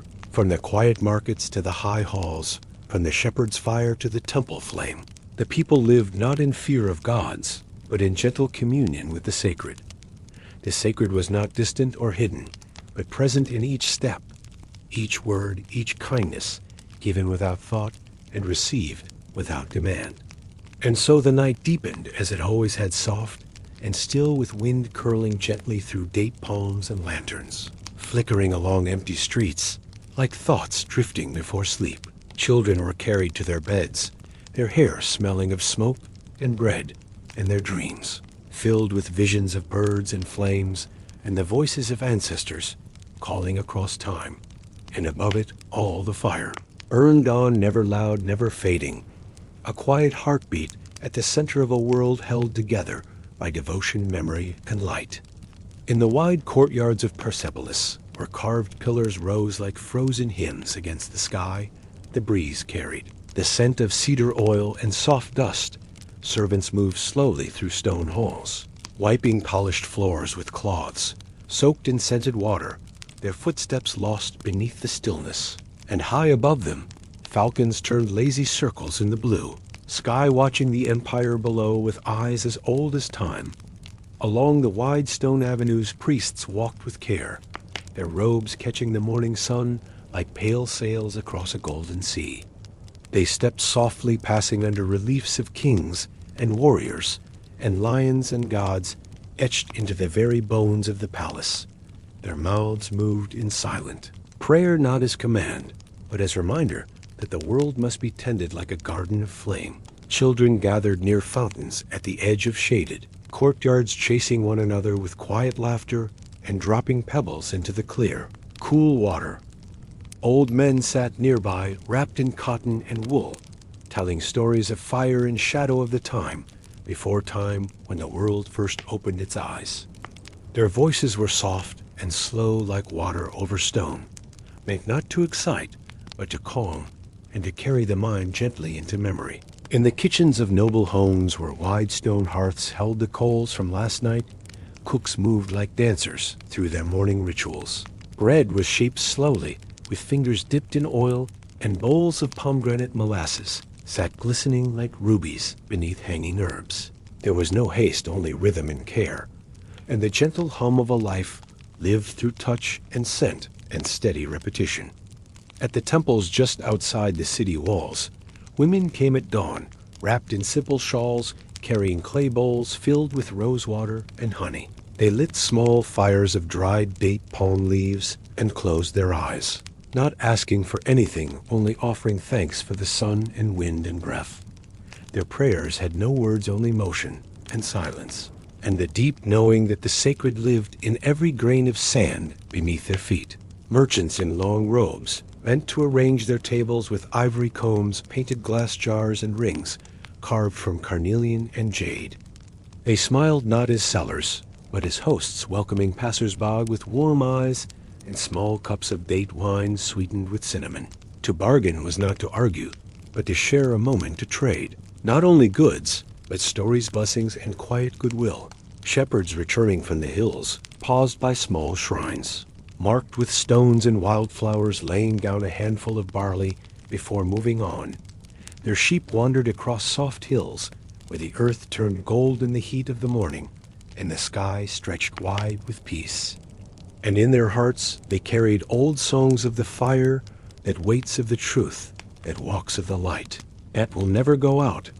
In the classrooms of the cities, young boys sat on woven mats before elder scribes who tapped thin reeds against smooth clay tablets.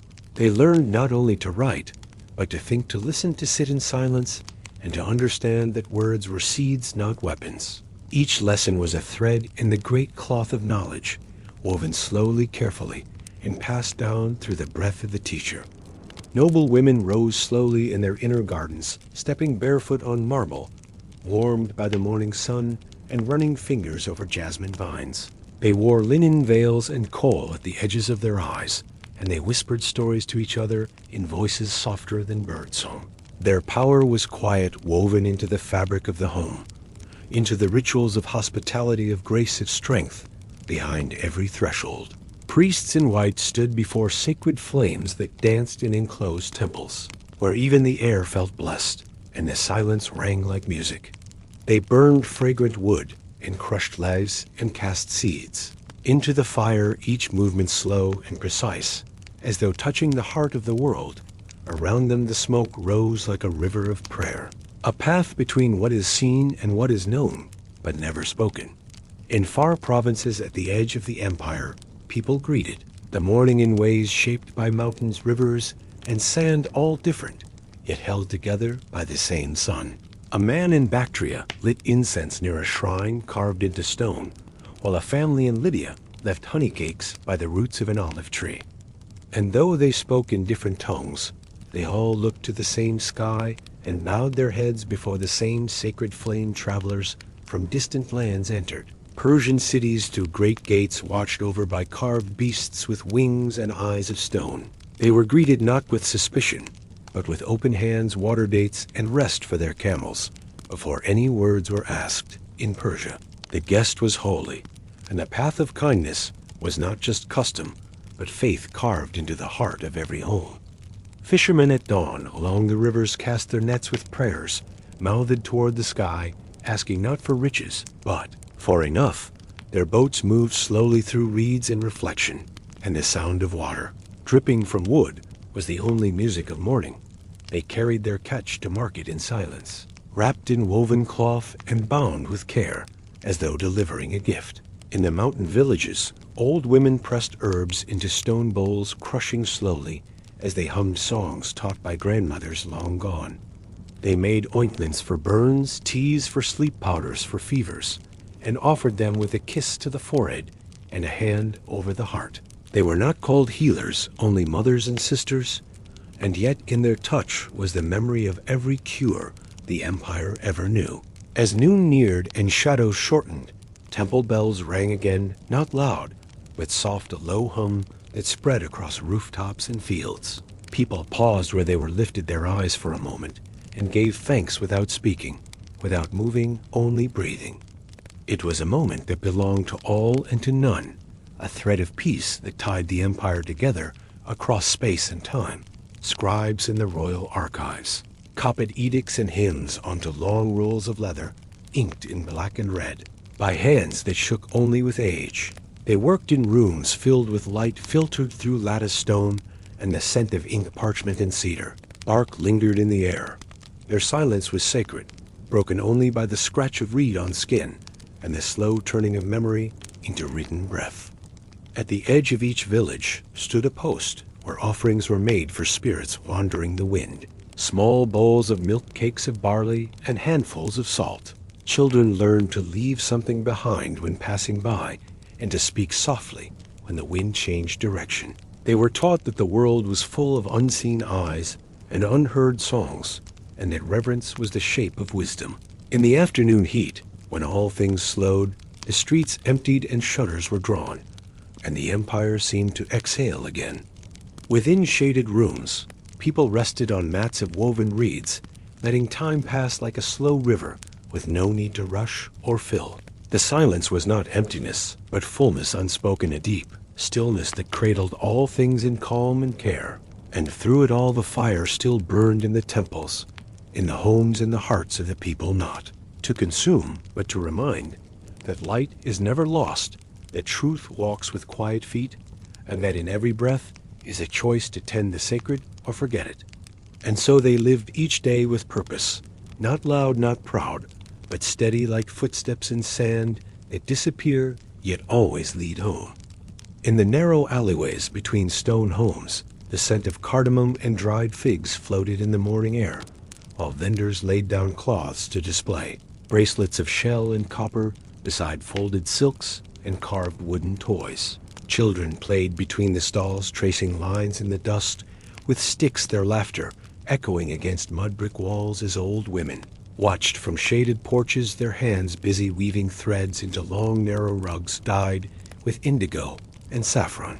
There was no rush, only rhythm, and in this slow unfolding, the spirit of the land moved gently like a song remembered from long ago.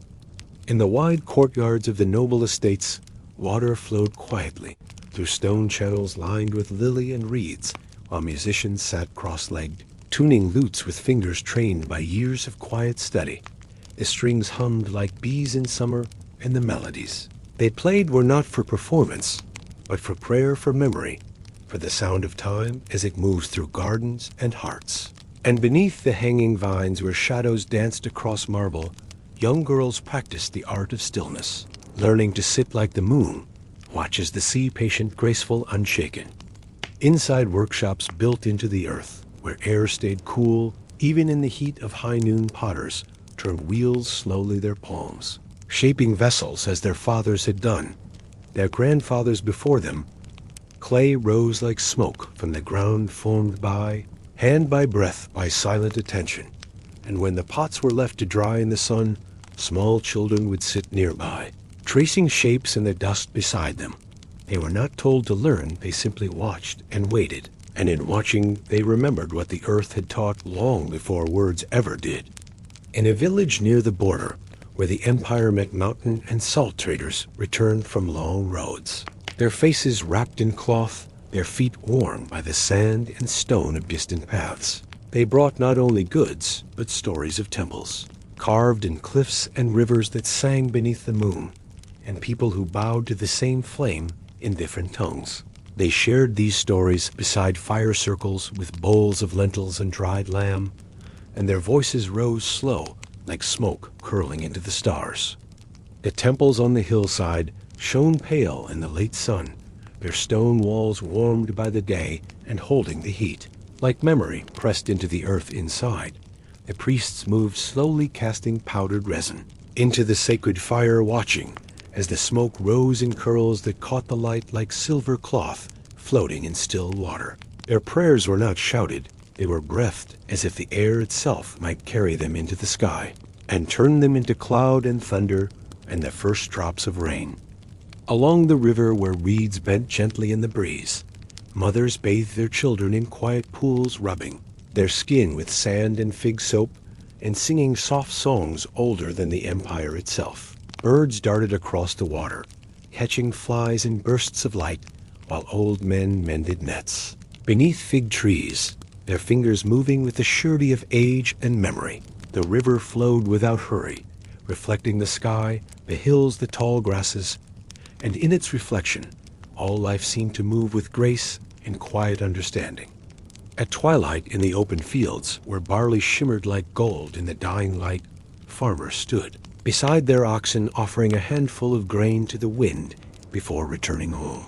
They walked without words along paths worn smooth by generations, the soles of their sandals, kissed by dust and evening shadow.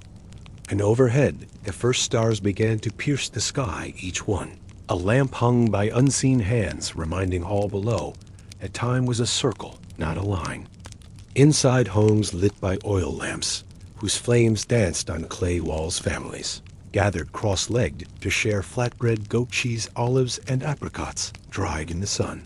They spoke softly of the day, of the crops, of the animals, of small things that mattered in large ways, while Children leaned against their parents, slowly drifting into sleep. And as silence took the room, the fire was tended once more and watched until it settled low, a quiet flame that never died, only slept. High in the mountains, where snow still rested in deep folds along the peaks, a small stone shrine overlooked. The world and shepherds paused there at sunset to place offerings of herbs and salt. They bowed their heads not in fear, but in greeting, whispering prayers their fathers had taught them. While above them, the sky burned with the last fire of the day. They did not linger, but moved on with their flocks. The sound of hooves soft on the earth, and their hearts held quiet and full. In the olive groves where the wind combed through branches, like an old hand through hair, young boys gathered fallen fruit in woven baskets, their bare feet pressing softly into soil, warmed by sun. Nearby old men sat in silence, watching the trees. They had planted in youth now, tall and knotted, and wise, the fruit heavy with the patience of years. No one counted time here, only seasons, only stories, spoken gently to the trees, as if they too listened and remembered. In a coastal town where waves lapped the rocks with timeless grace, fishermen returned at dawn their nets, heavy with silver and their shoulders sun-worn and proud. They sang as they worked, lifting the catch together, and speaking little, for the sea had taken much and returned enough. And that was all that needed saying. Children stood on the docks, watching the boats bob and sway like cradles in the tide, their eyes full of the horizon and dreams shaped by salt and sky. Beneath the desert stars, in a caravan encampment, women sat weaving belts from dyed threads, telling tales of their mothers and their mothers before them, while the fire crackled softly. They spoke of birth and storms and the names of flowers that bloomed only once a year in secret places known only to those who waited long enough. Their laughter was quiet, not to hide, but to keep the stories safe, wrapping them in warmth and sand and night. And far beyond the city gates, where the land met the wind alone, a wandering monk walked barefoot with a small satchel and a staff carved with verses. He stopped where the ground was still and closed his eyes, whispering a single name into the air as if to bless it, and then moved on again. A speck in the great breathing body of the world, he belonged to no house, no land, only the road and the silence that answered when he listened. And in every corner of the empire, from sea to desert, from village to city, the fire still burned. Not for show, not for conquest, but for memory and for meaning. It burned in hearts that rose before the sun, in hands that shaped bread and clay, in voices that carried old songs through the heat of the day and the nage, cool of the night. It burned so that all might remember that they belonged to something greater, not by sword or chain, but by story, by breath, by the warmth shared between strangers who had become one people through time and care. And so the empire lived not only in law or stone, but in the rhythms of daily life, the stillness of prayer, the sound of footsteps in dust, and the unspoken promise that light would always rise again, even after the longest night. Under temple roofs carved from stone, the sacred fires flicker steady their glow, a quiet heart beating through the vast empire. Priests move with reverence, hands lifted in slow ritual, their voices low, a hum that flows like wind through the marble halls. Every gesture a prayer, every breath a song woven into the fabric of faith that holds the people close and steady. Women gather by clay pots where herbs steep in simmering water, their hands skilled and patient, weaving healing from earth and fire.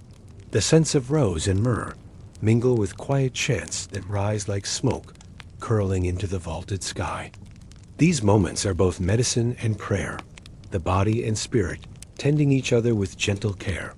At the markets vibrant with color and sound, merchants exchange goods, but also stories and smiles, weaving connection across cultures. Silks from distant lands ripple beside baskets of figs and dates. Spices scent the air, mingling with laughter and quiet bargaining. Trade is not only wealth, but a meeting place where tradition flows and grows like water, carving new paths through old stone. Children learn by watching, by listening, by gentle repetition. The stories of gods and heroes told beneath the shade of fig trees. They gather in circles, their eyes wide, as elders speak of light and shadow balance, and the unseen threads that bind the world. This learning is slow, and sure, like the turning of seasons, steady as the river that nourishes the land in quiet homes. Families share meals simple and rich with the fruits of the earth bread. Olives, cheese, and fresh water passed hand to hand. Voices rise soft and warm, weaving the day's small moments into a tapestry of belonging and care. The hearth fire burns low but steady, a silent witness to the lives shaped by love, patience, and enduring faith under starlit skies. Shepherds pause to offer thanks to the earth and sky, their voices barely more than breath. The flocks move gently across the hills, their footsteps, a soft rhythm against the quiet pulse of the land. This communing with nature is ancient and deep, a song without words sung in the language of the heart. Priests tend the sacred flames through the night, guarding the balance between light and shadow, the seen and unseen. Their chants ripple through temples, a steady thread binding past and future in the present moment. The fire is a living memory, a symbol of hope and renewal that never fades even in the darkest hours. Along riverbanks, women wash clothes and stories, their hands moving in time with the water. Songs rise in the air, older than the empire, carrying dreams and prayers like seeds scattered by the wind. Life flows here with gentle certainty, a dance of water, earth, and spirit, moving as one. Noble gardens bloom with jasmine and pomegranate, their scents weaving through soft conversations and quiet moments. Lovers meet beneath moonlight, sharing whispers and dreams, their voices blending with the night breeze. Here the pulse of life beats steady, calm, and full, beneath the vast Persian sky and in every village. Every city, every silent corner of this great empire, the flame of faith burns steady, not as fire that consumes, but as light that guides, warmth that comforts, and strength that endures. It is the quiet heart of Persia, the soul that sings softly beneath the roar of history. As the night deepens, the empire breathes, wrapped in the gentle embrace of tradition and hope. The stories, the prayers, the daily acts of care weave a fabric unbroken, stretching through time. And in this weaving lies the true strength of a people, bound by culture, faith, and the steady rhythm of life. The sun will rise again, the sacred fires will burn, the songs will carry forward, and the story will live on. In every step on stone, in every breath beneath, the sky, the spirit of the Persian Empire, endures a legacy not written only in stone, but breathed softly through the lives of those who call it home. Beyond the markets, the fields stretch wide, their golden waves stirred by the breeze, like a vast sea of grain. Farmers rise with the dawn, their hands steady, their eyes bright with the promise of harvest and life. Renewed their labor is a quiet hymn, the song of earth and sky joined in patient care. Through endless seasons, the sound of flutes and drums drifts faintly from distant festivals, where people gather to honor gods and ancestors. Dancers move with grace their feet, tracing ancient patterns, stories told without words through rhythm and light. The air hums with joy and remembrance, a living thread that binds the present to the past in the shadow of mighty cedar storytellers. Speak low, their voices carrying tales of heroes and gods of fire and water. Children listen wide-eyed, their hearts opening to worlds that live beyond the moment, beyond the horizon. Each story a seed planted deep in soil, rich with memory and hope. The scent of baking bread rises from clay ovens where hands skilled by generations shape dough with tender care. Families gather round to share the simple feast, breaking bread as the light softens and evening draws near. Here in these small acts, the strength of community is found in the sharing and the silence between words. The stars wheel slowly overhead, constellations old, as time watching over the empire with steady gaze. Under this sky, lovers meet in secret gardens, their whispers carried on the warm night breeze like petals on water. Love and faith weave quietly together, a delicate dance as old as the earth itself. Monks wander the hills carrying only what they need, their footsteps soft on stone and grass. They seek neither praise nor treasure, only the deep knowing found in silence. and the turning of seasons. Their lives a testament to the quiet power of faith, lived simply and fully. The scent of incense rises from temple altars where prayers are offered for peace, for health, for the future. Hands folded, eyes closed, hearts open. The people send their hopes skyward like birds taking flight. This ritual is a bridge, a connection between mortal lives and the eternal. In every town, the sound of water flowing from fountains cool and clear is a constant reminder of life. Children splash and laugh beneath the sun, their joy a bright thread in the fabric of daily life. Water carries stories as surely as the wind carries seeds, binding people and land in an endless cycle. In the morning light, priests anoint the faithful with oil, their touch gentle, a blessing given and received. This sacred oil carries the scent of cedar and myrrh, a symbol of healing, protection, and grace. It is a small gift with great meaning, a sign that faith lives in body as well as spirit. The great halls of Persepolis echo softly with the footsteps of servants and nobles alike. Marble floors polished to mirror light reflect the quiet dignity of a civilization steeped in ceremony and care. Here power and faith meet in a delicate balance, a dance that shapes the destiny of a people. The cycle of day and night continues, unbroken, a rhythm older than any king or empire. In this cycle, the people find comfort, strength, and belonging, a place within the endless flow of time. The story of Persia is written not only in stone, but in the breath and heartbeat of its people. As dawn breaks anew, the sacred fires are tended once more, lighting the way for a day filled with hope. The songs of old rise again, carried on the wind, weaving past and present into a seamless tapestry. And the empire lives on in every whispered prayer, every shared meal, every quiet act of kindness. Decline of the Achaemenids and the legacy through Parthians and Sassanids. The mighty Achaemenid Empire stretched beyond horizons, its lands vast beyond measure, and its people many as the stars scattered across the night sky. It was a marvel of unity and diversity, a tapestry woven from countless threads of culture, language, and belief. But even the most resplendent empires bear within them the seeds of change, the quiet shifts that gather like shadows beneath the sun. Whispers of unrest stirred in distant provinces, where governors once loyal to the king began to weigh their own desires against duty.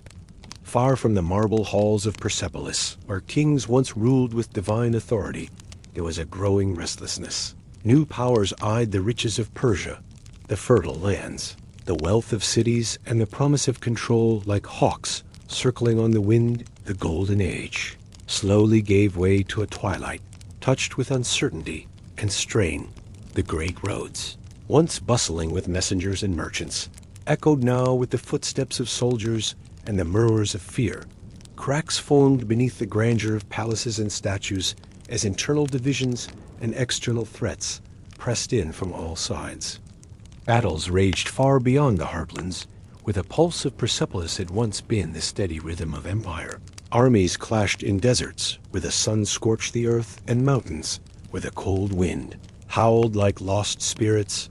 Kingdoms rose and fell as fleeting as shadows, shifting with the passing of the sun, their fate bound to the tides of power and ambition. The rise of Alexander the Macedonian storm brought fire to the gates of the empire, and the once unshakable walls crumbled beneath his charge. At Gaugamela, the fates of kings were decided not in council halls, but in blood on dusted plains. And with the fall of Darius came the silence of an era, the turning of a grand chapter whose pages had shaped the known world. In the ashes of conquest, the symbols of Persia did not vanish. They smoldered with quiet strength. Alexander took cities and palaces, but could not erase the pulse of a people who had lived beneath the wings of empire for generations. The satrapies endured in spirit the languages, still whispered in marketplaces, and the customs passed from one hand to another in humble homes. In the midst of this upheaval, a new chapter unfolded, emerging from the eastern steppes, where horsemen rode swift and free. The Parthians came like a wind from the north, their arrows sharp, their tactics honed by years of survival on harsh lands. They wove together nomadic traditions with the grandeur of Persian legacy, creating a realm both fierce and refined, the Parthian. Horsemen swept across the vast lands with speed and skill, challenging not only the remnants of the Achaemenids, but the mighty Roman Empire. Their diplomacy was as clever as their warfare, blending negotiation with relentless pressure. They carved out a kingdom where old and new met, where the echoes of ancient glory mingled with the restless pulse of change. Under the Sassanid kings, the Parthian court balanced Greek influence with Persian. Heritage satraps once more held sway. Regional leaders governed with autonomy yet loyalty. The royal court moved between cities, a reflection of their nomadic roots yet. Adorned in the wealth of empires past, they spoke many tongues, wore silks and armor, and held fast to the idea that Persia was not gone, merely waiting to be reborn. Following the Parthians rose the Sassanid dynasty, a force driven by fire and purpose. Their vision was one of restoration, a return to the cultural and spiritual strength of Persia's past. The Sassanid courts became centers of art, philosophy, and faith, a renaissance that breathed new life into old traditions. Zoroastrianism rose as the soul of the empire, its teachings shaping law, governance, and daily life. Temples gleamed under the sun, their sacred fires a symbol of purity and divine presence. The empire became a beacon of power, balancing the weight of tradition with the challenges of a world in motion. The rulers claimed descent from ancient kings, invoking not only royal blood, but divine right, Shapur, Ardashur, Hormizd. These names carried not only power, but a deep cultural revival. The Avesta sacred text was preserved, copied, and recited its words, shaping not only ritual, but daily ethics and imperial law.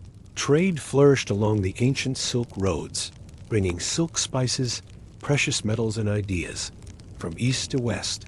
Markets bustled with life as traders exchanged not just goods, but stories and wisdom. Cities hummed with the voices of scholars, poets, and philosophers, debating the nature of existence beneath vaulted ceilings. In cities like Ctesiphon and Istakhr, the streets were alive with song and commerce.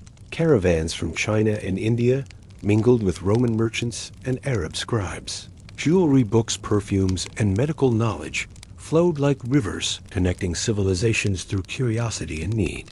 The legacy of the Achaemenids lived on in stone inscriptions, and the hearts of those who saw themselves as heirs to an enduring flame.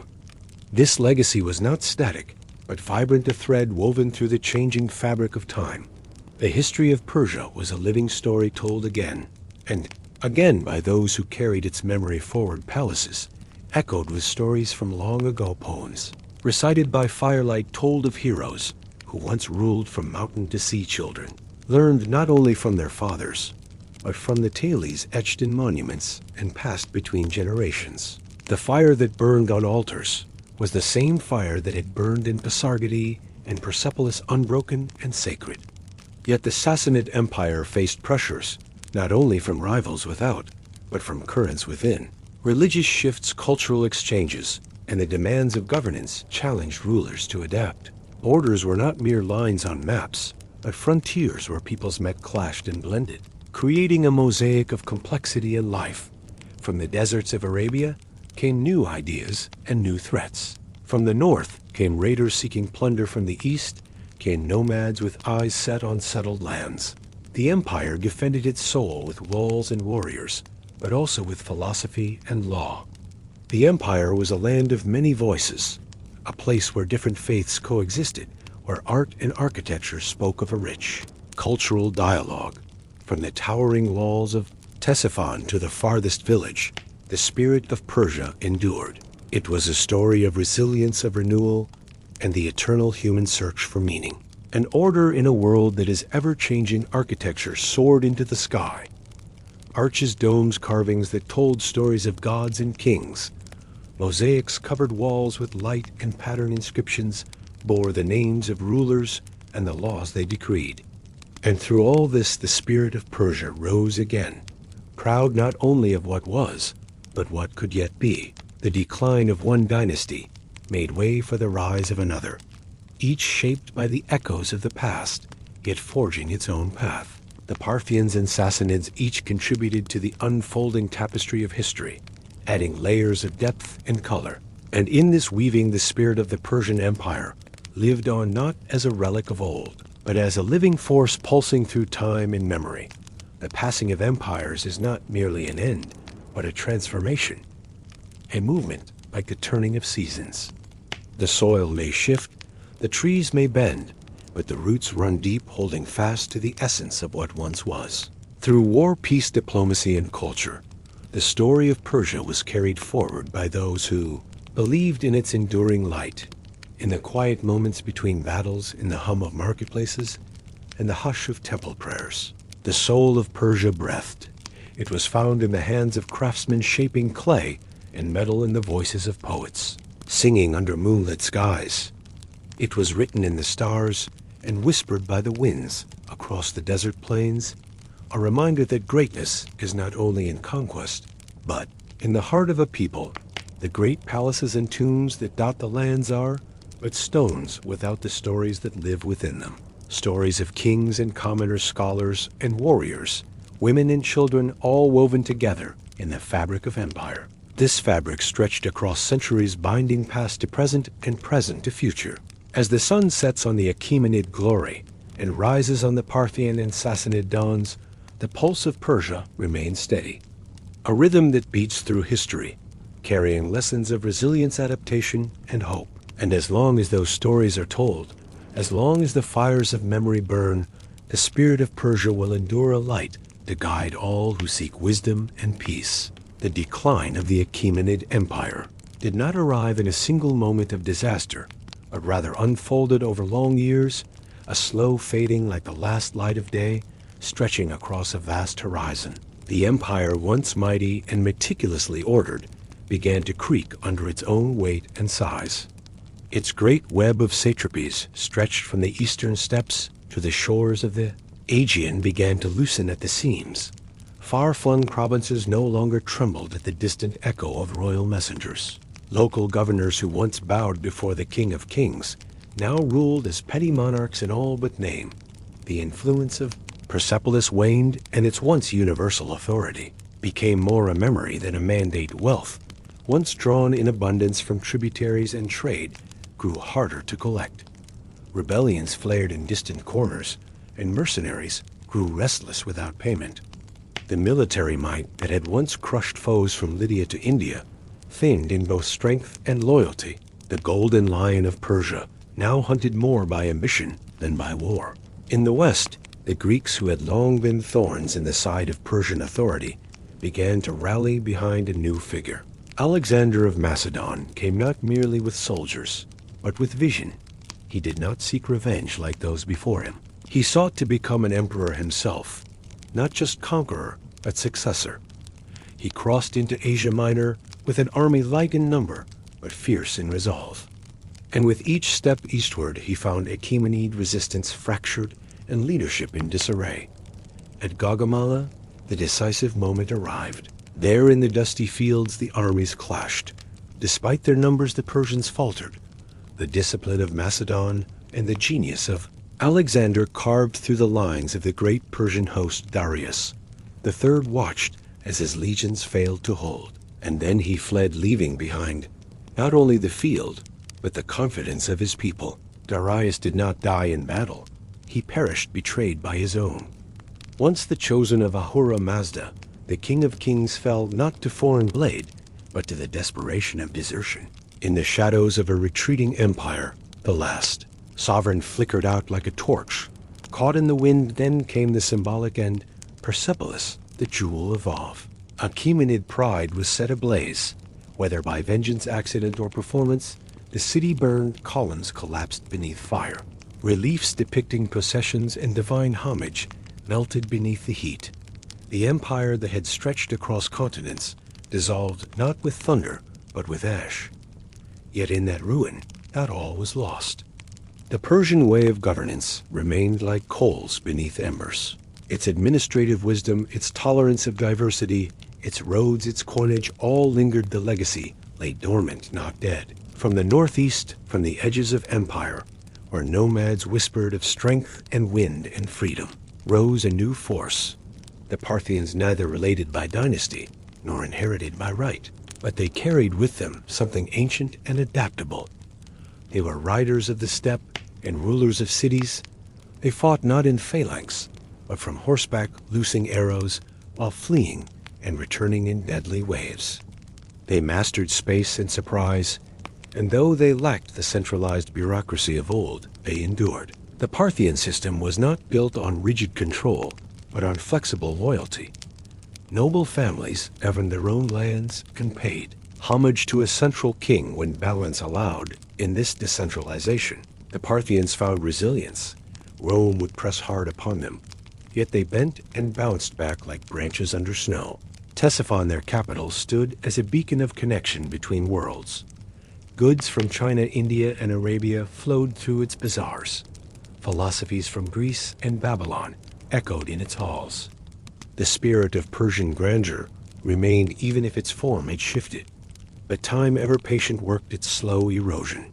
The Parthians, too, grew tired and fractured, weakened by internal disputes and unable to unite. Against pressure from within, a new power stirred in Persis. There among the mountains and the sacred fires rose a man named Ardashir. He saw not only what had been lost, but what could be reborn.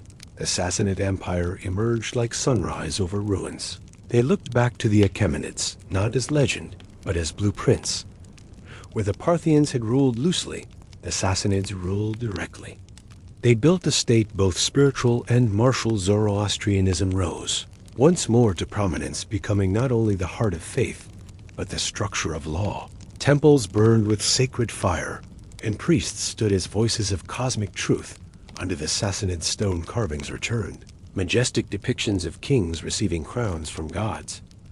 Battle scenes of triumph over Romans and nomads etched into cliffsides. Art bloomed in forms, both simple and grand. Silver dishes depicted banquets and rituals. Poetry sung the virtues of honor and the tension between fate and will. Knowledge, too, flourished. Medical texts were copied, and expanded astronomy continued its path through Persian minds and domed observatories. Philosophers debated ethics and metaphysics. The empire breathed with intellect as much as it did with armies and tribute. But no matter the strength or vision of a dynasty, history does not stop, for even the boldest Rome, transformed into Byzantium, remained a relentless neighbor. From the north came waves of nomads, ever seeking what lay beneath Persian banners. And to the south, from the sands and silence, arose a movement that would shape the next age. Islam began to stir. At first, a whisper in the desert, soon a call across continents. It would rise not only with faith, but with energy and order. The Sassanids would find themselves not defeated merely in battle, but overtaken by a world reshaped. Yet as the final kings fell and the empires dissolved into memory, the lineage of Persia did not fade. It was reborn again and again. In language and architecture, in the very soil of civilization, the Achaemenids planted roots deep. The Parthians shielded them. The Sassanids nurtured them. Even in the ruins, roads still bore the groove of ancient wheels. Even in abandoned halls, echoes of prayer and decree still lingered. Even in collapse, Persia remained a whisper in every corner of the East. And so the legacy endured, not as empire but as essence, not in conquest but in continuity. Let us now move to the final piece of this long, quiet journey, where the last embers glow faint beneath the ashes, and the memory of kings continues to speak across the dust of time. As the empire that once stretched from the Aegean to the Indus faded into the rear mirror of history, its legacy did not simply vanish into the sands, but rather filtered slowly through the soil of time, absorbed by each generation that walked in its shadow. The name Achaemenid faded from the mouths of commoners, but its essence flowed forward, shaping customs, cities, languages, and identities. Like a river long diverted, but still moving beneath the surface. When the Sassanids stood in Ctesiphon, issuing edicts and praying beneath the rising columns of flame in their sacred temples, they were not creating anew, but building upon the past. With every inscription carved into rock, and every law proclaimed in royal halls, They reached backward to gather the threads of memory and forward to weave new meaning into them. They called themselves Kings of Kings, a title born from the mouths of Darius and Xerxes, and filled it again with strength and vision. This continuity echoed not only in stone but in life. The Persian calendar, though it bore adjustments, still remembered the solstices, the ancient rhythms of harvest and fire. The architecture of Sassanid towns with their vaulted halls and domed roofs reflected the engineering wisdom passed down from builders who had once shaped. Persepolis, the clay bricks were newer, the paint fresher, but the design whispered of old hands guiding new ones.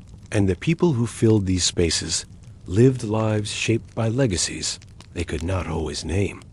A merchant walking beneath the market awnings of Nishaper traded in silk and pearls and spices, unaware that the very layout of his city owed its grid and order to imperial surveys, taken centuries before a priest tending the fire within a mountain temple followed rituals that had deepened with each dynasty, and each prayer carried echoes first spoken in languages no longer known.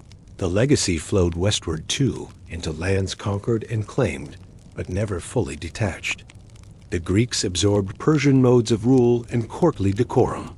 Alexander himself styled his court after the very empire he sought to destroy, adopting dress and ceremony that scandalized his Macedonian companions. In the cities he left behind from Egypt to India, the Persian influence lingered in manners and fabrics, in customs and coins. Rome, which would rise in the west and become both rival and inheritor, learned too from Persian methods.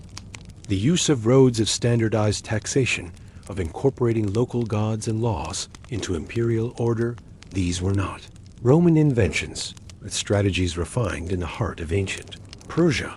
Even the idea of an emperor standing above kings with divine favor and unbroken lineage had its mirror in the great halls of Persepolis. In villages long after the fall, women still painted their hands in the same patterns used generations earlier, still sang songs in dialects that retained hints of old courtly Persian. In fields and orchards, farmers tilled land with tools that had changed little since the time of Cyrus, and prayed for harvest under skies watched over by the same constellations named by Zoroastrian astronomers. Long before paper-filled libraries, the empire had organized thought into columns and categories, and that method remained embedded in the bureaucracy of successor states. When Islam arrived sweeping across the deserts and mountain passes of Persia, it meant not a void, but a land deeply structured with memory. The new faith adapted, absorbed, and layered itself over what had come before. Zoroastrian fire temples were converted into mosques. Court languages shifted from Middle Persian to Arabic, but the sense of ordered rule, of divine kingship, and of cultural pride persisted beneath these changes. The Abbasid caliphs built their capital in Baghdad, not far from the ruins of Ctesiphon, their architecture and courtly rituals bearing Persian marks. The Persian vizier became a fixture of caliphal power, and Persian poets like Ferdowsi and Rumi emerged in later generations to shape the soul of Islamic civilization, reminding the world that even as religion changed, the heart of Persia still beat in verse and wisdom. The Epic of Shahnameh told not only stories of kings and warriors, but carried the very identity of a people into new eras, bridging the fall of empires with the rise of new ones. Its verses, embroidered with ancient tales, ensured that the glory of the Achaemenids and their spiritual successors would not be forgotten. Each stanza a stone, each rhyme a remembrance. Thus, even in dissolution, Persia did not fall. It shifted, adjusted, survived. Through invasions and conversions, through fire and ash, it retained shape in memory and motion, and in mind. The caravan routes, once charted by Darius, carried knowledge and myth into China and Byzantium, into Arabia and Europe. The coins stamped with kingly faces worn smooth by time still carried messages of sovereignty and trust.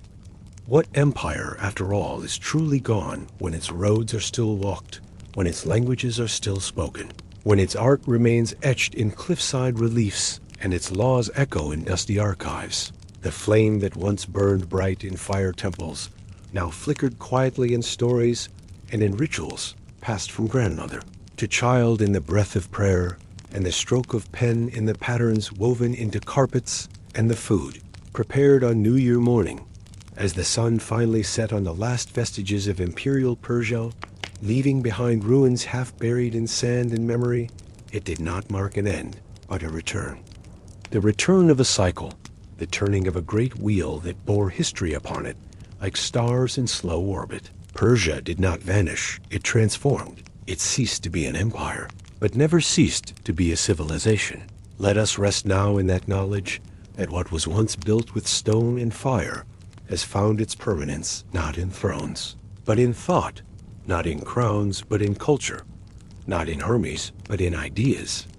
And so we step softly away from the heart of empire, not into silence, but into echo where every footstep carries the memory of those who came before, and every quiet breath of wind sounds like a whisper from ages past.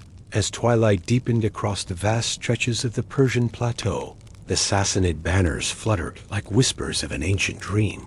Still defiant against the relentless turning of the ages, the empire founded in fire and reborn through memory clung to its sacred roots even as new storms gathered on the edges of its dominion. In the grand halls of Ctesiphon, voices still echoed with visions of Ahura. Mazda and kings traced their lineage to noble forebears, whose names were carved into the stones of Persepolis. The streets of cities bustled with trade silks from the east, met spices from the south, and every corner of the empire seemed to hum with the vitality inherited from 1,000 years of memory. Yet the winds were changing not in a single violent gust, but in slow, patient erosion, like water carving its path through the firmest stone. From the west rose a new challenge, unlike any Persia had faced before, a force fueled not only by conquest, but by faith, a belief that spread swiftly, carried by word and sword alike. The early caliphates, with their unyielding energy, pressed into the borders of the Sassanid realm, testing the might and will of its armies, and the loyalty of its governors. Skirmishes turned to battles. Battles turned to campaigns, and soon the frontiers that once stood proud began to waver. But the decline was not merely military, nor was it defined solely by the clash of spears and arrows. Within the heart of the empire, questions grew heavier than iron doubts, spread like fire through dry brush and the royal court. Once a beacon of unity, now splintered beneath the weight of ambition. Noble houses feuded, priests debated truth, and generals whispered of destiny. The spirit of Zoroaster still burned, but it flickered uncertain in a world where certainties were vanishing. The countryside told its own tale, for where once irrigation canals flowed freely, they now silted over, abandoned or neglected by struggling provinces. Where once the sounds of celebration marked each harvest, there were now silences broken only by the cries of hardship. And still the people endured, for Persia had always endured through famine and invasion. Through kings and conquerors, the land remembered, and the people held to that memory like a lifeline. Children still learned the old stories mothers, still lit sacred fires fathers, still spoke of the wisdom of the Avesta. Even as change pressed inward, the pulse of Persia beat steadily in 1,000 quiet hearts. In the final years, the empire stood like a lone cypress, rooted deep in ancestral soil, yet battered by winds from every direction. Its military was still formidable, and its culture still rich, but unity had frayed, and the rhythms of survival outpaced the rituals of tradition. And then the tide rose swiftly, with the Arab conquests bringing a new age upon the ancient lands. The Battle of Al-Qadisiyah, a name now etched in the chronicles of transition, marked a turning point that echoed beyond swords and strategy. The fall of Ctesiphon came not just as a military defeat, but as a symbolic ending the collapse of a chapter that had begun long before the first. Sassanid crown had ever been forged, and yet even in defeat, Persia did not vanish. The cities remained, the people endured, and beneath the surface of a new order, the memory of old empires stirred. The Zoroastrian fire temples, though dimmed, continued to glow in the mountains and remote villages. The language of the court morphed, but carried traces of ancient syntax and wisdom. And over time, the identity of Persia wove itself into the fabric of the Islamic world, not lost, but transformed scribes.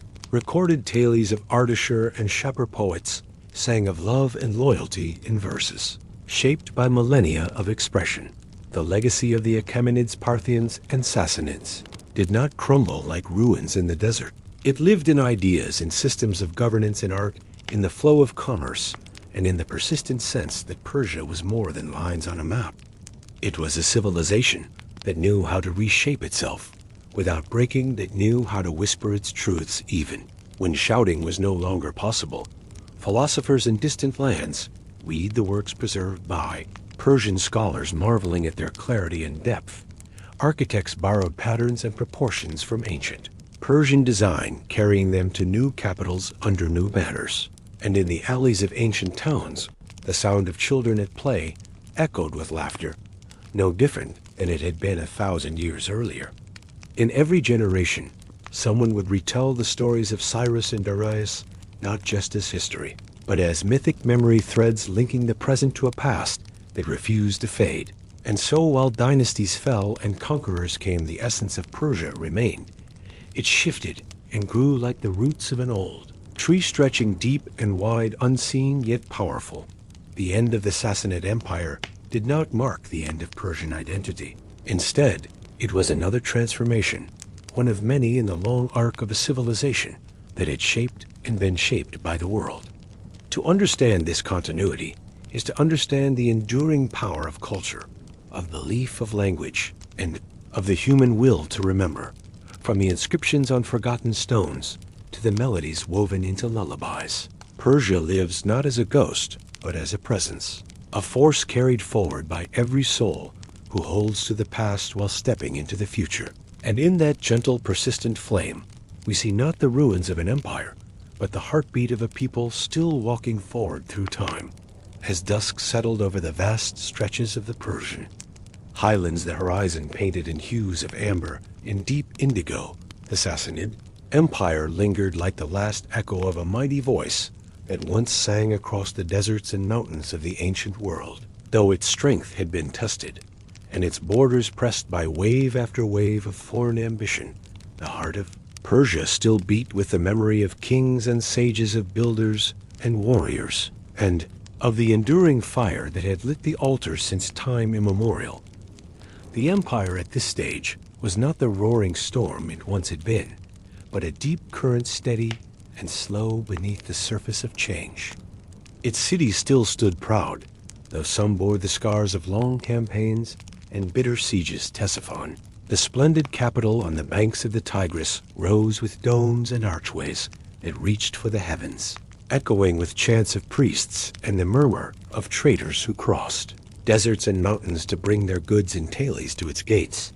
The Zoroastrian flame still burned in the temples, tended by magi whose prayers reached toward the stars, seeking harmony in a world that seemed to drift further into uncertainty. The king still held court, wrapped in robes of silk, adorned with jewels from every corner of the realm. He listened to envoys, spoke with sages, reviewed the ranks of his warriors, and offered sacrifice to the gods of old, whose voices were now softer, but never fully silenced. And yet the winds had shifted, and those who walked the long caravan trails knew that the rhythms of the earth were no longer what they had been. To the west, a new force stirred, rising with fervor and unity, born of both sword and spirit. The Byzantine Empire, an old rival, still breathed heavily on one border. And beyond the great deserts to the south and east, new voices were being heard. Voices that called men to prayer in a language unfamiliar to the Persian ear, but compelling in its intensity. Inside the empire itself, there were divisions not easily seen by those who gazed only at the throne. Rivalries simmered among the noble houses, whispers filled palace corridors, and soldiers sometimes looked to their commanders with eyes that asked questions rather than offered loyalty. Peasants toiled in fields that grew dry under the weight of war and taxation. Artisans created beauty that sometimes went unseen in a land more concerned with defense than celebration. Still, the cultural wealth of Persia was immense and radiant. Scribes copied ancient texts and added new wisdom in the margins. Philosophers gathered in shaded courtyards, speaking of existence of duty of truth. Astronomers marked the skies, recording celestial dances with a reverence passed down from Achaemenid times. Physicians treated the sick with knowledge from India, Greece, and their own ancestors. Poets sang not only of kings and victories, but of longing and the fleeting nature of all things born into time. Through all this, the past was never truly past. In every ritual, in every design of palace or armor or jewel, there echoed the spirit of Cyrus and Darius, of Persepolis and Pasargadae. The Achaemenid dream had never vanished, only transformed, taken up by new hands, shaped by new visions, and carried forward as a torch rather than a banner. But empires are not held together by memory alone. The outer provinces grew more fragile, their allegiance tested by distance and persuasion. The great silk routes were no longer safe paths, but became zones of contention and competition. Religion, which had long unified, now became a point of tension as new beliefs reached more ears and questioned the old order. And so the Sassanids found themselves at the center of many storms, not all of which came with banners or swords. To the south, in the deserts of Arabia, a new power gathered speed. Tribes once scattered were now united under a banner, not of blood or land, but of faith. The rise of Islam was swift and unforeseen by many in the courts of Ctesiphon. The early caliphs, driven by zeal and strategy, moved quickly and with purpose. And as they advanced, they did not merely conquer, they transformed. The final years of the Sassanid Empire were marked by struggle, not only in battle, but in spirit. Kings came and went too quickly to provide firm guidance. The treasury was strained, armies grew thin, and the vision of a unified powerful Persia dimmed beneath the weight of so many converging forces. When the last Sassanid king Yazdegerd fled before the advancing Arab armies, the world shifted once more. It was not just the end of a dynasty, but the closing of a chapter that had begun centuries before. A chapter that spanned the Achaemenids, the Parthians, the Sassanids, and all those who carried the flame in times of glory and hardship. Yet the end was not erasure. In the lands of Persia, even under new rule, the memory of what had come before continued to shape identity, culture, and belief. Islam took root, but Persian language, art, and administrative genius continued to leave its mark. The caliphates themselves would adopt Persian models in their governance. Poets would write in Persian. Thinkers would draw on Zoroastrian and Hellenistic philosophies. Architecture would carry the curves and ornaments of the old courts into new cities and mosques. And so the Persian soul lived on, not bound to a single throne or temple. A people who had seen empires rise and fall, and who knew that no fire truly dies if there are still those who believe in its light. This was the story of an empire that never truly vanished, a culture that never allowed time to steal its voice. And as long as there are those who recall the tales, who speak the language, who keep the customs, then Persia endures not merely as memory, but as living breath.